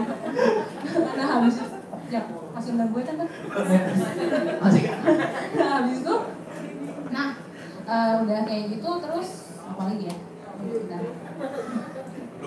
Enggak, tapi gue soalnya selalu percaya bahwa anak muda itu bisa gitu loh kayak memajukan suatu agenda, karena gue ngambil contoh RU permusikan kali ya. Kayak RU permusikan kan salah satu yang paling viral di sekarang, karena kita merasa itu relate banget sama diri kita. Gue gak mau gue bermusik aja harus diatur sama pemerintah. Kenapa sih orang dia bermusik? Nah kalau gitu kan kalau kita bisa membuat isu energi ini lebih relate sama kita, ya why not kita bisa buat RU energi terbarukan kayak gitu kan, bisa aja, kenapa enggak. Cuman masalahnya ya itu sih masih sporadis. Masih sporadis. Thank you Kak. Habis itu mungkin bisa nanya ke kanan dulu. Nah, jadi tadi kan udah dibahas bahwa oke, ET ini cukup strategis untuk kita jadikan suatu agenda bersama anak muda untuk kita dorong. Nah, pertanyaan saya, kalau misalnya kita udah setuju nih energi terbarukan itu penting, kita dorong ke paslon, siapapun paslonnya, tapi akhirnya agenda itu nggak diterima atau bukan menjadi suatu program prioritas, apa yang harus dilakukan anak muda?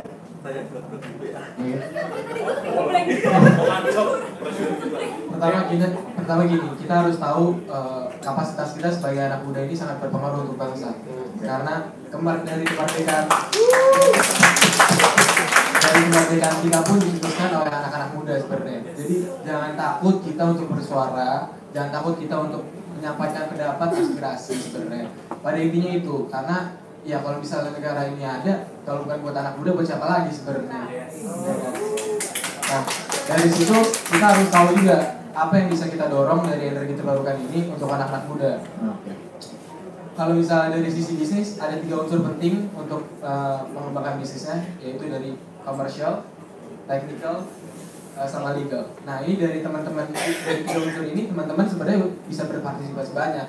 Dari legal, teman-teman bisa mulai familiar sama hukum-hukum di energi terbarukan. Dari commercial, teman-teman yang background bisnis mungkin bisa mulai marketing dari energi terbarukan, memperkenalkan dan mensosialisasikan kepada masyarakat. Dari sisi technical, teman-teman yang background engineering mungkin bisa inovasi dari teknologi, bisa membuat energi terbarukan yang lain. Banyak banget yang bisa dikembangkan di sini. Tapi ada satu hal penting yang nggak bisa lepas dari ini semua. 3 unsur ini tidak bisa jalan dengan baik kalau misalnya research dan development dari project ini tidak berjalan dengan sempurna. Jadi visibility-nya harus dicek juga, kelayakannya harus dicek juga, efisiensinya harus dicek juga. Jangan sampai project ini salah target dan tidak tepat sasaran sebenarnya. Itu aja. Jadi kalau misalnya memang belum jadi itu, kita harus suarakan dan kita melihat kapasitas kita masing-masing, kita gimana bisa berkontribusi. Nah, untuk Kak Dana, tadi kan kalau misalnya agendanya nggak diterima. Nah, kalau misalnya agendanya diterima, ya misalnya energi terbarukan, oke nih sama paslon yang menang dapat nih energi terbarukan di push akhirnya. Nah, gimana caranya anak muda itu bisa memantau dan mengawal keberjalanan dari energi terbarukan di Indonesia? Oke, sebelum gue menjawab, sebenarnya tadi gue sangat tergetuk tadi pas Bang Juris ngomong. Tergetuk ya, dramatis. Nah, jadi gue tadi sempat ngomong sama Belinda juga gitu, karena gue juga punya waktu itu, gue pernah punya pengalaman lah gitu, karena gue udah bekerja, terus waktu itu ketemu lah salah satu partner nih, Bang Juris dari luar negeri kan, jadi katanya, saya propose untuk saya mau buat panel surya untuk melistrikkan bandara, diganti dengan panel surya semua. Pasti itu lebih mahal. Maksud gue bingung gitu kan, gue biasanya nggak energi nih, tapi gue kayak lebih mahal ya, karena logika gue sebagai manusia awam yang nggak bergerak di bidang energi, ya matahari gratis ya gitu-gitu kan, maksudnya tapi kok kenapa pas dibandingin sama harga PLN biasa lebih mahal gitu, gue bingung juga nih kayak, oh gitu ya lebih mahal ya, jadi gue kayak baru tahu gitu kenapa itu renewable energy kayak pada surya dan lain-lain nggak segampang itu ternyata. Jadi itu juga bilang bahwa memang masih mahal juga, jadi nggak segampang itu, nggak cuma soal pemerintah tapi soal teknologinya juga.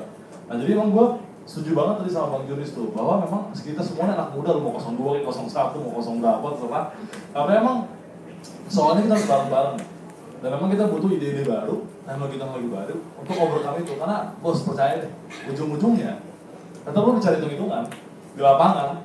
Mau kita bicara ini sehat apa segala macam, tapi kalau bisa terus-terusan lebih mahal, orang nggak kuat juga gitu, kayak tadi kan. Jadi kita ini panel surya segala macam, tapi pas sudah masuk ke misalkan bandaranya lebih mahal. Sedangkan dirut si BUMN itu kalau lebih mahal, gue bisa ditangkap nih gitu kan. Jadi bingung gitu. Jadi dia mau pilih panel surya, lebih mahal, nggak mungkin gue milih itu gitu. Jadi gue suka banget tuh. Kita emang semangatnya harus sama-sama, semangatnya harus satu. Nah kita harus semangat.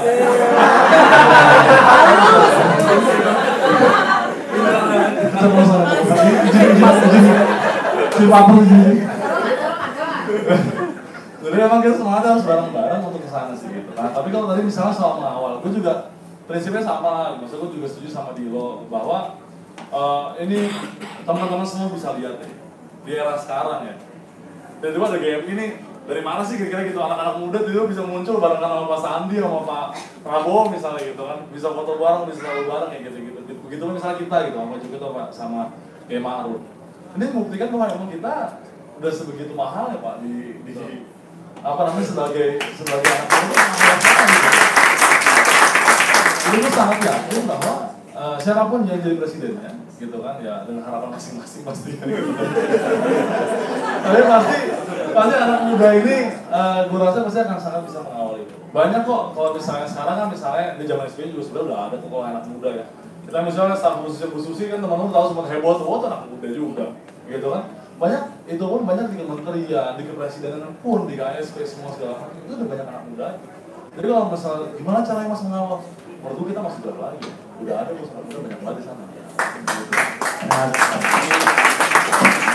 Oke, ada yang mau nanya?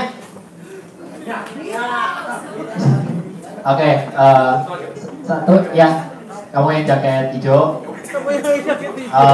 kamu yang jaket hitam, yang pakai jaket lagi siapa? Ada lagi tadi yang mau nanya situ? Ya, itu yang lagi. Udah tadi perempuan, apa? Satu, dua, dan kayak perempuan dengan baju bermotif. Yang motifnya saya nggak tahu itu motif apa. Oke, iya. Minta ini ya singkat aja, nggak usah dikasih intro. Pertanyaannya apa? Sebenarnya bukan pertanyaan sih, lebih kayak ke masukan. Saya kalau dilihat dari bajunya dukung 01 ya. Kenalan dulu. Oke. Nama saya Jenny. Saya swasta, tapi saya lulusan dari Universitas Pertahanan. Yang mau saya kritisi ada kalau dari tadi kita bahas, kalau menurut saya itu kulit ya. Kita bahas hanya energi terbarukannya aja. Tapi how to kita ke sana itu belum dibahas secara detail. Bahwa kita nggak boleh lupa misalnya kalau saya ini bukannya promosi ya, tapi saya dari Universitas Pertahanan itu kami punya prodi yang namanya ketahanan energi. Kita itu punya researcher banyak sekali, kemudian kita punya riset-riset yang sangat baik sekali.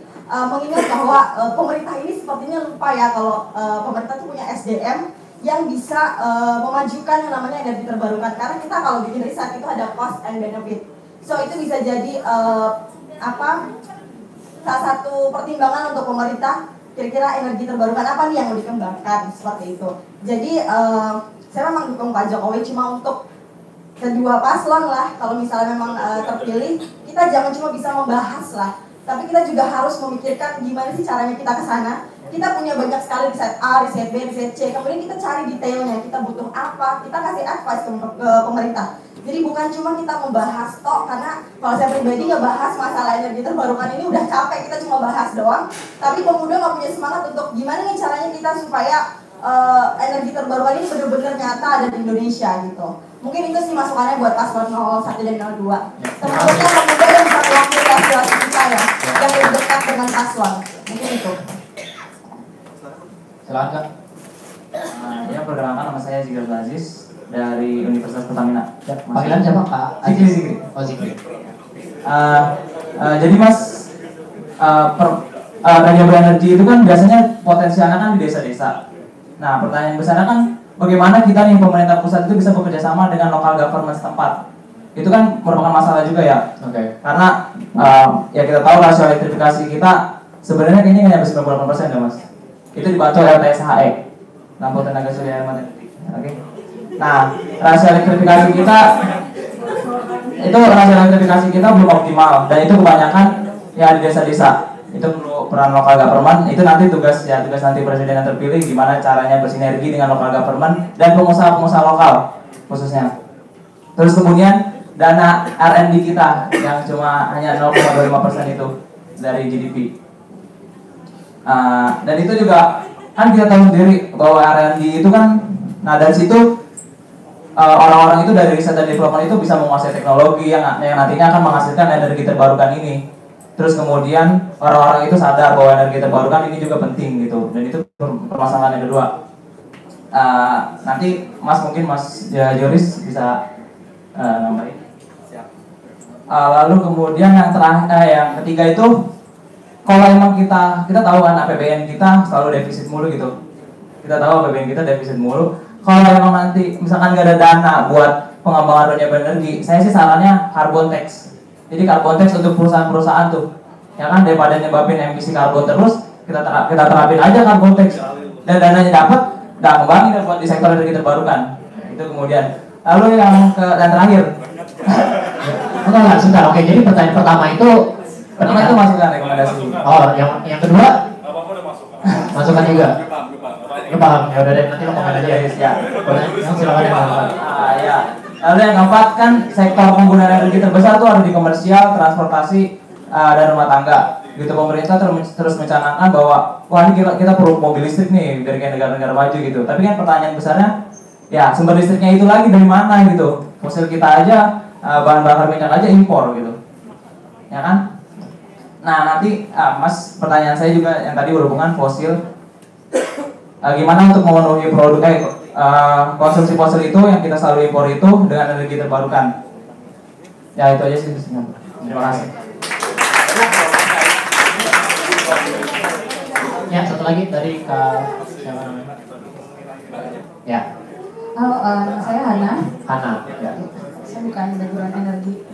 Tapi yang ingin saya tanyakan dari tadi kan yang dibahas kayak positifnya mulu tuh. Makanya tadi begitu Kak Dana mention tentang ternyata harganya lebih mahal. Nah, itu sebenarnya saya juga pengen tahu negatifnya apa sih dari renewable energy gitu kan. Jadi kayak jangan yang dibahas positifnya mulu gitu. Ternyata di belakang banyak juga negatifnya yang kita nggak tahu. Kita cuman termaze dengan semua kepositifan itu. Karena yang saya tahu kalau memang nanti B20 dan B100 itu dikembangkan, which is kita akan mengenjot CPO di dalam Indonesia. Dan itu akan ngefek ke deforestasi. Dan deforestasi itu nggak bagus juga gitu kan. Indonesia dapat banyak banget warning setiap UN, setiap ada pertemuan di United Nations, kita selalu dapat warning tentang itu. Dan yang kedua, itu kan seakan-akan kita menyelesaikan permasalahan energi itu kan dengan kayak, oh kita udah nggak usah lagi nambang batu bara, kita udah punya renewable energi gitu kan. Tapi ketika itu ntar terlaksana nih, oh kita punya solusi atas satu masalah, itu menyebabkan masalah lain dengan deforestasi. Itu aja sih pertanyaan saya. Terima kasih. Mungkin tadi pertanyaan yang kedua kan tadi yang pertama ini kan pernyataan ya. Ya pertanyaan yang kedua bisa Kak Juris tanggepin. Mungkin yang buat pertanyaan terakhir Mbak Bedina mau jawab? Ya, ya udah silakan. Itu mic-nya kan ada. Ya. Pertanyaan pada susah bener ya. Oke. Nanti audiensnya tuh semakin cerdas ya, semakin malu. Dan senang, saya senang. Karena makin malu makin cerdas ya. Pertanyaan dari Mbak yang pakai jaket, siapa namanya? Mbak JJ. Mbak JJ, saya sepakat. Jadi kalau cuma dibahas doang, dibahas terus, nggak akan berguna. Makanya dari tadi saya bilang terjun. Artinya action, take action. Jadi mulai dari kita gitu. Sesimpel bahwa teman-teman sebetulnya hari ini membagikan ini di Instagram itu sudah membuat teman-teman di luar sana kepo energi terbarukan itu apa. Nanti mungkin mereka akan cari. Terus kemudian tadi saya bilang soal startup, makanya terjun ke industrinya. Jadi nggak peduli apakah jurusannya itu soal energi terbarukan atau bukan, kita sebenarnya bisa terjun di industri ini. Kalau memang jurusannya sudah di bidang itu, apalagi kayak tadi di Universitas Pertahanan, bagus banget dan itu harus gitu. Jadi memang itu saya sepakat sama Mbak JJ. Terus kemudian pertanyaan dari Mas Zikri yang banyak banget. Oke. Satu, betul Mas. Ini juga harus melibatkan pemimpin daerah. Jadi kami di Koaksi Indonesia itu kami salah satu bagian dari Lingkar Tengah Kabupaten Lestari atau LTKL. Jadi anggotanya itu 10 kabupaten yang fokus ke sustainable development. Salah satunya adalah soal energi terbarukan. Jadi kami sepakat bahwa sebetulnya masing-masing daerah itu bisa mengembangkan energi terbarukan seperti kata Dana tadi, sesuai dengan potensinya masing-masing daerahnya, bisa dengan dana desa bahkan. Dan desa itu gede banget loh. Jadi misalkan kayak gini nih, misalkan kita ambil contoh di Padang yang di Sumatera vulkanis, tanahnya bergunung-gunung, itu pasti kan akan banyak air terjun dan sungai, ya kan? Nah, misalkan satu desa atau dua desa di sekitar sungai itu punya dana desa 2 miliar, mereka bikin mikrohidro atau pikohidro, mereka bisa mencukupi sendiri loh kebutuhan listriknya. Alih-alih harus nungguin PLN datang ke sana, yang kita nggak pernah tahu PLN datang kapan gitu untuk ke sana dan untuk pasang cagak-cagak listrik itu gitu ya. Apa sih cagak itu tiang? Saya orang Jawa. Saya sepakat sama sih. Jadi emang benar ini itu tidak hanya urusan pemerintah pusat, tapi ini adalah urusan semua pihak, termasuk kita, termasuk pemerintah daerah. Makanya saya tadi bilang, ayo push pemimpinnya gitu, jangan cuma terpaku sama presidennya. Itu penting. Terus tadi pertanyaannya lagi dari Masnya tadi apa? Carbon tax bisa jadi salah satu solusi, tapi mungkin nanti bisa dikaji ulang seperti apa. Nanti mungkin bisa kita eksplor lebih lanjut. Nanti saya akan tanya ke teman-teman researcher di tempat di Koaksi gimana bisa jadi. Tapi yang lebih penting lagi adalah statement Mas Zikri soal yang bilang bahwa konsumsi energi itu paling besar ada di industri dan di transportasi. Iya kan tadi bilang kayak gitu? Salah, komersial sama rumah tangga. Betul. Jadi kenapa kita harus mulai dari rumah tangga, dari kita mulai dari kayak gini nih. Energi terbarukan itu akan nggak ada gunanya kalau kita nggak mulai dari efisiensi energi. Jadi gini, ada cerita lucu di Kalimantan Utara. Awalnya nggak punya listrik, kemudian dikasih solar farm, punya listrik. Ujung-ujungnya warga di sana yang dibeli apa? Mesin karaoke. Guna nggak? Jadi nggak punya listrik, nggak punya lampu, begitu ada listrik yang dibeli mesin karaoke. Ini adalah salah satu bukti bahwa sebetulnya pengembangan energi terbarukan itu harus selaras dengan penghematan energi, dengan efisiensi energi. Gitu. Jadi makanya dari itu kalau lampu nggak dipakai dimatiin. Kita kalau kita beli AC ya yang ada stikernya Pekor dan lain sebagainya. Terus di industri, di komersial, iya benar di komersial. Nah, di komersial ini itu sudah banyak inisiatif. Kayak misalkan green building inisiatif, itu sudah ada untuk pengurangan. Kalau teman-teman di sepanjang Sudirman Tamrin, itu gedung-gedungnya jam 5 sore itu pasti AC akan mati. Karena itu adalah bagian dari green building inisiatif. Jadi itu bagian dari penghematan energi. Terus kalau teman-teman ke Cikarang atau ke Jababeka itu udah mulai banyak industri yang menggunakan solar panel. Walaupun hanya untuk misalkan kebutuhan gedung operasionalnya aja, belum pabriknya. Tapi itu sudah sebuah langkah yang bagus gitu. Karena pada dasarnya industri itu jauh lebih pintar dari kita loh mas. Karena mereka ngitung untung dan rugi kan. Mereka tahu bahwa kalau pakai PLN terus mereka akan rugi, karena bayarnya gede banget. Jadi alih-alih bayar ke PLN terus, sebetulnya mereka mengadakan energi listriknya sendiri dengan cara masang solar panel. Kalau teman-teman kayak SCBD, naik ke Ritz-Carlton nanti paling atas, pandanglah itu ke sepanjang SCBD. Itu gedung-gedung udah pakai solar panel semua loh. Jadi inisiatif itu sekeren itu. Bahkan di kalangan di Tapak, di grassroots ya, kalau teman-teman pernah dengar ada inisiatif namanya Eco-Mos, Eco-Masjid. Ini bahkan yang bikin kiai-kiai di MUI. Jadi mereka itu bahkan sudah declare bahwa masjid-masjid itu harusnya dia ramah lingkungan, tidak membuang sampah, dan mencukupi lingkungan.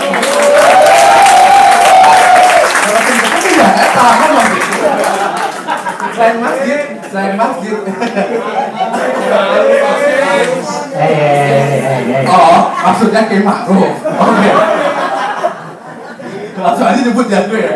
Terus selain masjid itu sebenarnya ada Green Pura juga dan lain sebagainya. Jadi inisiatif seperti ini tuh bahkan nggak terlepas dari yang ada di inner circle-nya energi gitu. Bahkan sampai ke yang circle religius itu bahkan udah mulai ada inisiatif gitu. Jadi terus anak muda pertanyaan kapan mau terjun? Kenapa kita masih nunggu-nunggu? Jadi harus terjun segera gitu. Jadi pertanyaan keempat apa sih yang lupa ya? Apa? Dari risetnya masih rendah. Nah kalau itu silakan minta ke sama paslonnya masing-masing. Dana riset itu harus tinggi, betul. Dana riset, ya saya sepakat. Dana riset itu harus tinggi karena kalau enggak kita akan terus ketinggalan teknologi. FYI, sekarang kita itu lagi riset soal mobil listrik nasional. Meanwhile di negara sana mereka udah riset soal baterai. Jadi kita akan selalu ketinggalan kayak gitu tuh, misalkan seperti itu. Itu yang apa? Kalau itu karena salah satu alasannya karena tidak didukung dengan dana riset yang cukup besar dan diprioritaskan. Nah yang lebih penting di Indonesia adalah hasil riset itu nggak link and match sama program pemerintah. Itu yang paling penting. Jadi akan bullshit juga kalau dana risetnya besar tapi nggak dipakai. Yang paling penting itu juga memastikan dana risetnya besar, tepat sasaran dan diaplikasikan. Itu penting. Nah, jadi nanti tagihlah ke paslon-paslon idola kalian untuk itu, gitu ya. Sekarang saya menjawab pertanyaan Mbak Hana. Dark side, serem ya. Saya mau mengkritisi yang soal biodiesel ya Mbak ya. Kebetulan Koaksi kami juga punya studi soal biodiesel berkelanjutan. Jadi kami memetakan dinamika industri itu dari hulu ke hilir gitu. Kami sepakat. Jadi standpointnya Coaction adalah kami itu mendukung moratorium. Kami tidak sepakat moratorium itu dicabut dengan alasan untuk pemenuhan kebutuhan biodiesel. Kami sepakat sekali. Karena begini ya, sebetulnya produksi biodiesel, produksi CPO di Indonesia itu masih bisa kok ditingkatkan dengan cara nggak harus ekspansi lahan, nggak harus ngambil lahan hutan, tapi dengan cara intensifikasi. Intensifikasi maksudnya kayak gini. Di Malaysia, katakanlah mungkin number saya salah, tapi katakanlah buat perbandingan, mereka itu produksinya per tahun 1 hektar tuh udah 4 juta ton. Katakanlah, di Indonesia itu kita baru 2,2. Kenapa baru 2,2? Karena petaninya itu tidak dididik, kebunnya itu tidak dididik untuk berkebun secara baik dan benar dan sustainable. Mereka beli bibit yang salah. Mereka nggak tahu cara menanam yang benar, cara memanen yang benar, cara mendistribusikan yang benar dan lain sebagainya. Jadi masih bisa, termasuk research and development yang menarik. Beberapa waktu lalu, awal tahun lalu kalau nggak salah ya, sebuah majalah itu pernah menginformasikan bahwa kemungkinan Indonesia itu produksi sawitnya itu rendah karena satu, kekurangan bibit unggul yang kemudian sudah dipecahkan di bulan September atau Oktober ada bibit unggul. Yang kedua adalah, ini masalah tuh simpel banget, tapi kalau yang anak biologi dan anak botani pasti paham. Hewan penyerbuknya nggak ada. Jadi itu perlu dipecahkan gitu. Hewan penyerbuknya juga perlu diperbanyak kalau emang mau produksinya lebih banyak. Plus jangan suka buang-buang, petani di kita tuh masih ceroboh. Jadi belum matang udah dipanen dibiarin, sambil busuk baru masuk ke pabrik, padahal nggak boleh kayak gitu-gitu. Jadi ada banyak hal yang menarik gitu. Saya sepakatnya. Permasalahannya juga pemerintah kita itu nggak punya roadmap soal transportasi. Karena Pak Aksif kan juga ngurus transportasi berkelanjutan ya. Jadi harusnya tuh kayak gini nih. Kalau misalkan pemerintah memang pengen di masa mendatang kita semua pakai transportasi listrik, kendaraan listrik, mau mobil listrik, sepeda listrik, apapun listrik, bahkan sampai ke pesawat udara pakai listrik gitu ya, bisa aja, why not gitu. Tapi pemerintah nggak memutuskan mereka mau itu tuh di tahun berapa. Terus untuk menuju ke sana, kayak tadi kata Mbak Jirji, menuju ke sana itu caranya gimana? Apakah untuk menuju ke sana mereka harus mengurangi impor minyak mentah, mengurangi impor solar biar APBN-nya nggak jeblok kayak tadi. Terus kemudian mereka mensubstitusi itu dengan biodiesel, pelan-pelan biodieselnya ditarik terus kemudian mengarah ke listrik. Jadi masuk biodiesel sambil di sini riset R&D soal mobil listrik. Jadi begitu siap, infrastruktur siap, pindah ke listrik. Apakah kayak gitu? Atau kita mau pakai gas? Atau kita mau pakai biodiesel seterusnya? Atau apa? Ini kita nggak pernah tahu. Pemerintah tuh kayak nggak mikirin gitu soal itu, belum mikirin soal itu. Nah, ini tuh kunci dari teman-teman. Itu pertanyaan yang bagus sekali, Mbak. Jadi kita memang harus mendorong ke pemerintah untuk apapun pembangunan itu harus sustainable. Sustainable itu maksudnya secara ekologis tidak merusak lingkungan, secara ekonomi tetap menghasilkan keuntungan buat orang banyak, dan yang terakhir secara sosial tidak merugikan. Ya, termasuk nih di sustainable ini secara sosial memang banyak kasus-kasus PLT energi terbarukan yang mangkrak. Misalkan geothermal di Bali ya, karena adanya izin lahan dan lain sebagainya. Itu tuh sebetulnya karena mal planning kalau menurut saya sih gitu, seperti itu. Atau misalkan pembangkit listrik tenaga air yang skala besar pakai dam, pakai bendungan itu juga mengancam ekosistem kalau tidak dihitung dengan tepat. Kayak tadi kata Mbak JJ, perhitungan tuh memang harus cost benefitnya tuh harus bagus gitu. Jadi kalau di sana memang misalkan kalau dibangun bendungan di sini, tapi ada kelokan di sini, kenapa nggak dibangun di sini? Hal sesepele itu ya, memindahkan bendungan sekian ratus meter, itu tuh resikonya besar banget loh. Bisa jadi di sini ada ikan yang nggak bisa bertemu dengan pasangannya, nggak bisa kawin, nggak bisa beranak, punah gitu kan? Atau di situ ternyata kayak di Batang Toru ada orang utan tapanuli yang 3.800 biji gitu ya di dunia, terus bisa jadi punah gitu. Makanya dari itu memang energi terbarukan itu memang juga harus ada safeguard-nya biar tetap sustainable. Jadi yang kita pengenkan tuh enggak cuman apapun deh yang penting energi terbarukan, enggak, tapi energi terbarukan yang sustainable. Itu yang paling penting. Itu sih. Masih ada pertanyaan nggak? Ya.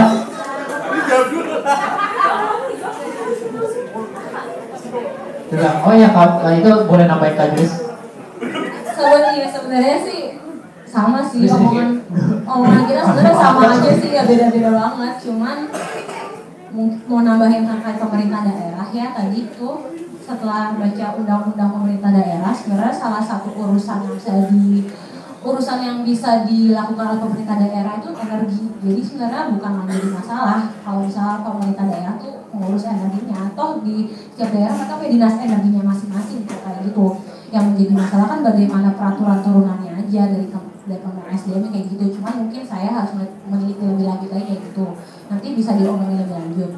Terus kalau misalnya untuk tadi bioenergi ya sawit tadi, biodiesel ya tadi ya, maaf. Yang jadi permasalahan biodiesel itu yang saya pelajari beberapa lama ini adalah tentang tata ruangnya juga. Kayak misalnya gini, di Indonesia ini nggak ada pemetaan bahwa di daerah sini bisa nanam sawit, daerah sini nggak boleh, daerah situ boleh. Karena itu, jadi kan tanah itu beda-beda kualitasnya setiap daerah ya. Nah kalau misalnya tanah yang di sini tuh bagus kualitasnya menanam sawit, pasti dia akan lebih produktif dibandingin tanah di daerah A. Nah harusnya tuh pemerintah ini untuk kedua belah pihak ya, Pak, mungkin bisa dibuat lah kayak di sini tuh mapping itu loh, kayak di sini boleh sawit, di sini nggak boleh. Karena ini pun di batu bara pun sudah ada wilayah pertambangan, di migas pun sudah ada wilayah buat migas itu juga udah ada. Kenapa di sawit nggak ada? Toh kan sama-sama sumber daya alam dan butuh pemetaan kan. Jadi orang nggak asal gue di sini mau nanam sawit, keluar izin deforestasi itu nggak bisa dong, harus ada batasannya kan kayak gitu. Dan selain itu masalah dari biodiesel itu sendiri juga ada limbahnya juga sebenarnya. Limbah dari sawit itu dibuangnya juga belum proper, belum ada tempat yang bagus, belum ada tempat yang proper buat ngebuang kayak gitu. Karena sepengetahuan saya juga tempat untuk pembuangan limbah B3 itu cuma ada satu di Bogor, itu ya itu sepengetahuan saya ya, belum harus penelitian lagi ya mungkin ya kayak gitu. Tapi gini sih, kalau kan tadi tanya apa sih negatifnya dari renewable energy, ada negatifnya, bahkan untuk konflik agrarianya, pertentangan antara masyarakat dan perusahaan juga banyak kayak gitu kan. Cuman kita harus lihat juga plus minusnya dibandingkan dengan fossil energi itu sendiri. Ada yang namanya biaya eksternalitas kalau di fossil energi ya, dimana misalnya kita PLTU batubara nih, kita pakai batu bara, kita produksi, dia tuh menghasilkan asapnya banyak banget, hitam, harusnya limbah juga. Nah, pasti orang-orang di sekitar situ kan terefek ya dari limbah-limbahnya PLTU itu. Biasanya sih mereka sakit ispa atau sakit kulit kayak gitu. Nah, yang dihitung sama pemerintah ini sekarang bilang, oke, produksi dari batu bara itu murah karena mereka tidak menghitung biaya kesehatannya itu sendiri, tidak menghitung biaya perusahaan lingkungan, ya kayak gitu juga, dan tidak menghitung kerugian dari misalnya kayak petani deh, mereka awalnya bisa bertani di situ, lahannya diambil buat PLTU, mereka kan nggak hitung kayak gitu kan sebenarnya. Nah sebenarnya di renewable energy juga ada yang kayak gitu. Jadi itu sebenarnya yang ingin gue dorong ya, dan Bang Yuris dorong adalah bagaimana untuk membangun sebuah pembangkit listrik yang aman dan tidak menghasilkan konflik dengan lingkungan sekitarnya. Toh juga listrik itu kan yang menikmati kan orang sekitarnya. Kalau misalnya listrik tapi orang sekitar yang menderita, ya buat apa ada listrik itu kan sebenarnya. Itu sih sebenarnya aku ingin tambahin, sekian. Ya, terima kasih Kak. Ada lagi ada mau komentar? Oke. Mau clarify doang sih tadi soal biofuel ya. Jadi emang sebenarnya kalau kita sih yang dari ini tim ya bocah-bocahnya Pak Jokowi lah gitu. Emang itu juga sepakat bahwa kita nggak bicara soal ekstensifikasi lahannya sebenarnya, tapi tadi sebenarnya Pak Yunus sudah menjelaskan semua bahwa untuk mencapai biofuel itu juga nggak perlu kok buka lahan baru, dengan lahan yang ada pun sebenarnya kita bisa meningkatkan produksi yang ada itu juga. Caranya gimana tadi Pak Yunus sudah jelasin, kan kurangnya apa segala macam. Nah kenapa juga biofuel? Karena memang kita sebenarnya kita tujuannya nggak pure biofuel, Pak. Jadi kita tuh pengen juga surya, air dan lain-lain. Tapi tadi teman-teman tadi juga Belinda pas ngobrol-ngobrol juga ngomong segala macam, bahwa mencapai kesana ternyata nggak gampang. Panel surya dalam skala besar gitu-gitu ternyata nggak murah kayak gitu-gitu. Nah itu menjadi paradigma yang kita hadapi. Caranya gimana? Oke, apakah kita harus bergantung kembali kepada fosil? Nggak juga. Nah kita lihat market paling mature, CPO. Tapi yang jelas kita juga nggak setuju sama ekstensifikasi lahannya. Tapi optimalisasi lahan yang ada. Itu aja sih tadi, karena menyangkut itu juga. Makasih. Terima kasih Kak. Kalau ada yang mau tambahin? Oke, kalau misalnya kayak gitu, saya mau minta closing statement dari teman-teman, iya kamu istirahat bicara dulu ya. Dari Kak Nadilo dulu ya, kasih closing statement mungkin perihal pemilu, perihal energi terbarukan, terus apa namanya, kenapa teman-teman mesti pilih dan kenapa agenda-agenda penting itu tetap harus didorong, siapapun yang menang. Jadi singkat aja ya, berhubung waktunya juga udah mau selesai. Teman-teman, kita ini milenial balik lagi sangat besar kontribusinya di pemilu 2019 ini. Kita harus jadikan momen ini sebagai momentum bangkitnya milenial lagi, bangkitnya anak-anak muda lagi terhadap kepedulian terhadap negara. Karena kalau misalnya kita aja nggak peduli sama negara, mau siapa lagi yang ngurusin? Kita ini di 2030 mencapai 7 dari negara terbesar yang ekonominya cukup besar, bisa disebut sebagai bonus demografi. Jadi kepedulian teman-teman diperlukan sekali di sini, semangat teman-teman diperlukan sekali di sini, dan bisa mulai berpartisipasi dalam pemilihan pemilu 2019. Pilihlah dengan baik, paparkan visi-misi masing-masing dan dilihat, karena penentuan pemilihan presiden ini menentukan kebijakan apa yang akan dibuat 5 tahun ke depan. Pada intinya itu aja sih. Terima kasih. Gue cuma mau bicara di awal dengan ada satu hukum yang kita nggak bisa lawan, bos. Itu waktu. Jadi hukum itu yang kita nggak bisa lawan, yang dimana mau nggak mau ada saatnya kita akan menggantikan teman-teman yang di atas ini semua. Pertanyaannya adalah kita siap atau enggak. Pertanyaan berikutnya, untuk kita mempersiapkan diri itu kapan mulainya? Pengalaman, bos, itu nggak cuma soal umur lu. Belum tentu yang umur 40 tahun lebih pengalaman daripada Dilo misalnya. Katakanlah Dilo dibilang di bidang politik udah 5 tahun. Ada bapak-bapak umur 45 tahun yang nggak pernah punya pengalaman politik sama sekali. Lebih pengalaman saya pengalaman Dilo, maupun umurnya setengahnya bapak itu. Jadi gue rasa sebenarnya message-nya sama, bahwa secepatnya lu mulai, secepatnya lu masuk, apapun bidangnya. Yang penting tujuannya satu, untuk negara. Minimal, pilpres ini pilih sesuai dengan hati masing-masing. Terima kasih.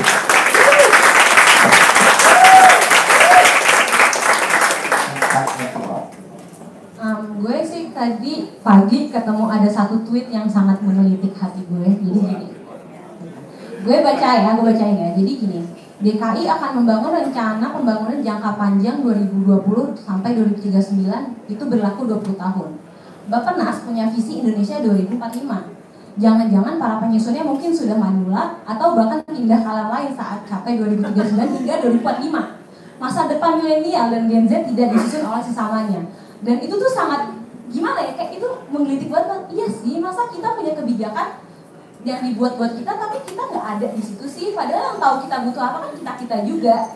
Jadi itu sangat diharapkan buat anak muda, ya jangan apatis politik lah, karena dengan politik itu lo bisa mengeluarkan aspirasi lo, bisa mengeluarkan bahwa gue butuh A, gue butuh B, gue butuh C, dan nggak ada cara lain selain politik kayak gitu kan. Nah jadi kalau bisa juga tolong untuk di pemilu tahun ini kita ya sama memilih lah kayak gitu ya kan, setuju pilih A, pilih nomor 1 kah, nomor 2 atau pilih dulu, setelah kalian yang penting memilih kayak gitu.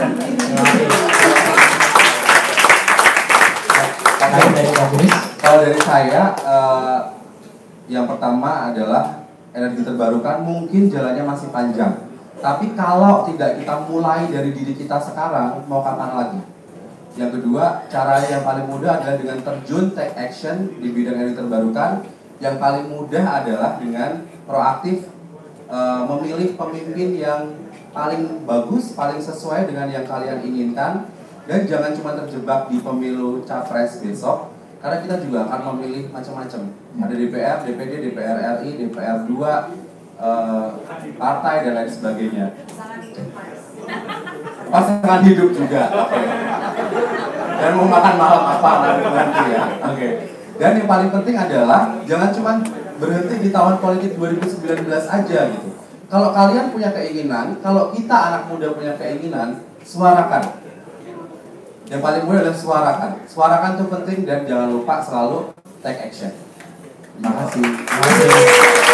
Oke, teman-teman terima kasih sudah mengikuti acara ini dari awal sampai akhir. Terima kasih untuk teman-teman yang sudah bersedia hadir pada malam hari ini. Mungkin kita ada sedikit kenang-kenangan apa? Oh ini dulu, kuis. Kak Dewi yang pemenang udah ada belum? Udah, mau diumumin langsung. Oh iya, si ini mana? Neil? Nah iya. Neil, ini dong link survei. Nah, teman-teman dimohon untuk mengisi survei ruang aksi 9 di link ini. Feedback dari teman-teman sangat kami harapkan supaya kami dapat membuat acara yang lebih bagus ke depannya. Terus pantau Coaction karena setahun ini sepertinya masih banyak ruang aksi dan kegiatan-kegiatan koaksi lain yang teman-teman bisa hadiri. Oke, apa dulu yang ini? Kak Dewi, udah? Ya. Sudah. Oke, pemenangnya? Oh, kakak aja yang ngomongin deh, aku ini. Nah, gitu. Selamat malam, jadi ruang aksi kali ini penuh banget. Tapi sayangnya yang sharing di Instagram atau Twitter itu tidak terlalu banyak. Ada sinyal. Sebenarnya nggak ada. Oh, harusnya kita berbagi wifi dari tadi. Passwordnya kalau nggak salah ini good luck with the presentation. Nggak bisa juga ya. Aduh, gue dikasih taunya itu sih sama orang doang, jadi nggak tahu. Jadi malam ini ada 2 pemenang untuk yang sudah sharing di media sosialnya. Itu ada Kak Terry Negeri Sendiri dan Kak Becky Tarot Dharma. Kak P atau Mbak Neli mau Maju ke depan dong.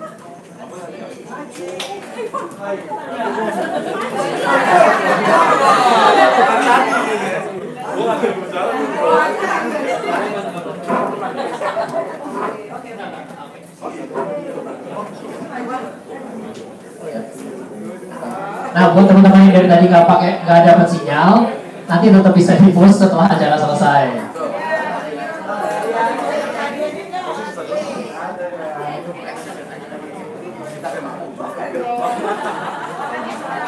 Oh ya, dibuka. Dapat apa sih? Wow, amazing. Jadi, aku mau cerita dikit ya. Koaksi Indonesia itu sangat mendukung gerakan ramah lingkungan. Kalau teman-teman sadari dari tadi, kita itu makan nggak pakai box, tapi pakai piring. Kita juga minum nggak pakai botol plastik, tapi pakai gelas. Jadi, dan merchandise yang teman-teman dapatin juga tas yang bisa dipakai belanja ulang gitu. Jadi, kita nggak cuma ngebahas doang, tapi we are really take action. Mungkin selanjutnya untuk kenang-kenangan buat para pembicara, mungkin salah satu dari itu juga turut bisa membantu memberikan ke pembicara. Udah itu ya? Kakak silakan sedikit berbaris. Ya.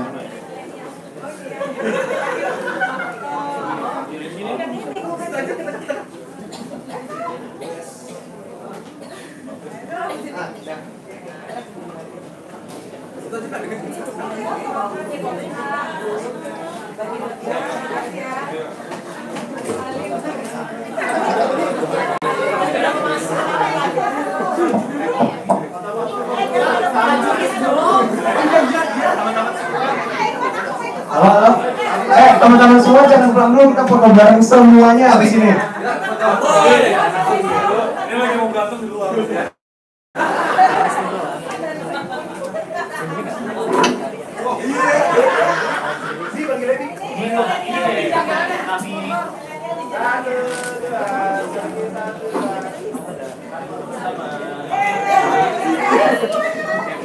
Teman-teman, mari kita langsung naik ke atas yang dari tadi sudah datang untuk kita foto bersama. Berubah aja, siapapun pilihannya.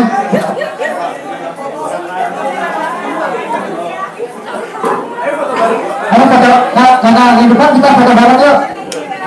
Ayo semuanya di luar, foto bareng. Kamu panggil masanya. Kita satu teman-teman kita foto dulu bareng sama teman-teman GMI juga. Ayo.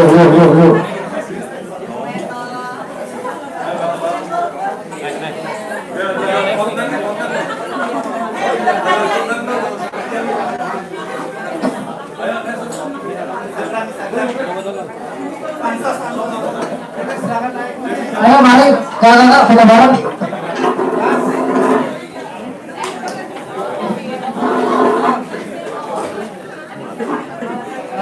Duduk di depan juga boleh loh, duduk di bawah. Duduk di bawah juga boleh loh. Aturan game masih belum sebentar.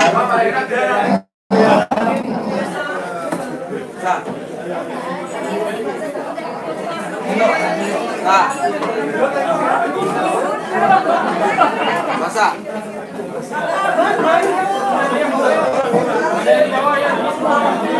Ayo silakan maju segera.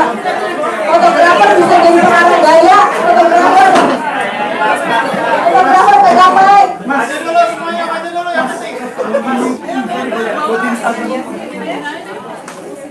Oke, yang di bawah juga boleh, isi yang sebelah. Pengarah gaya. Isi sebelah kirinya. Sebelah kiri masih kosong.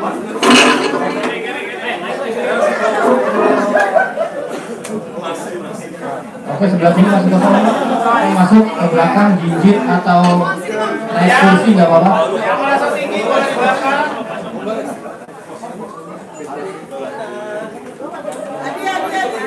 Hadir.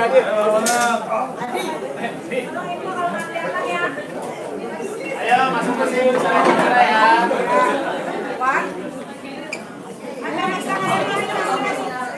Yang di belakang boleh gigit, biar kelihatan mukanya. Sini dulu ya. 1, 2, 3.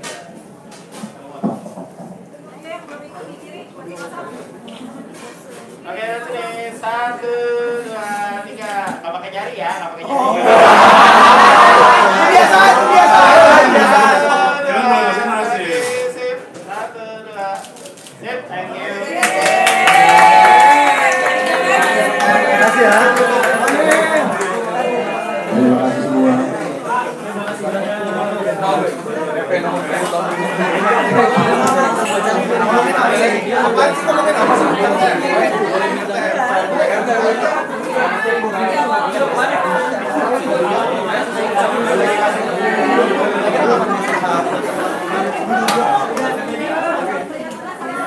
Ya.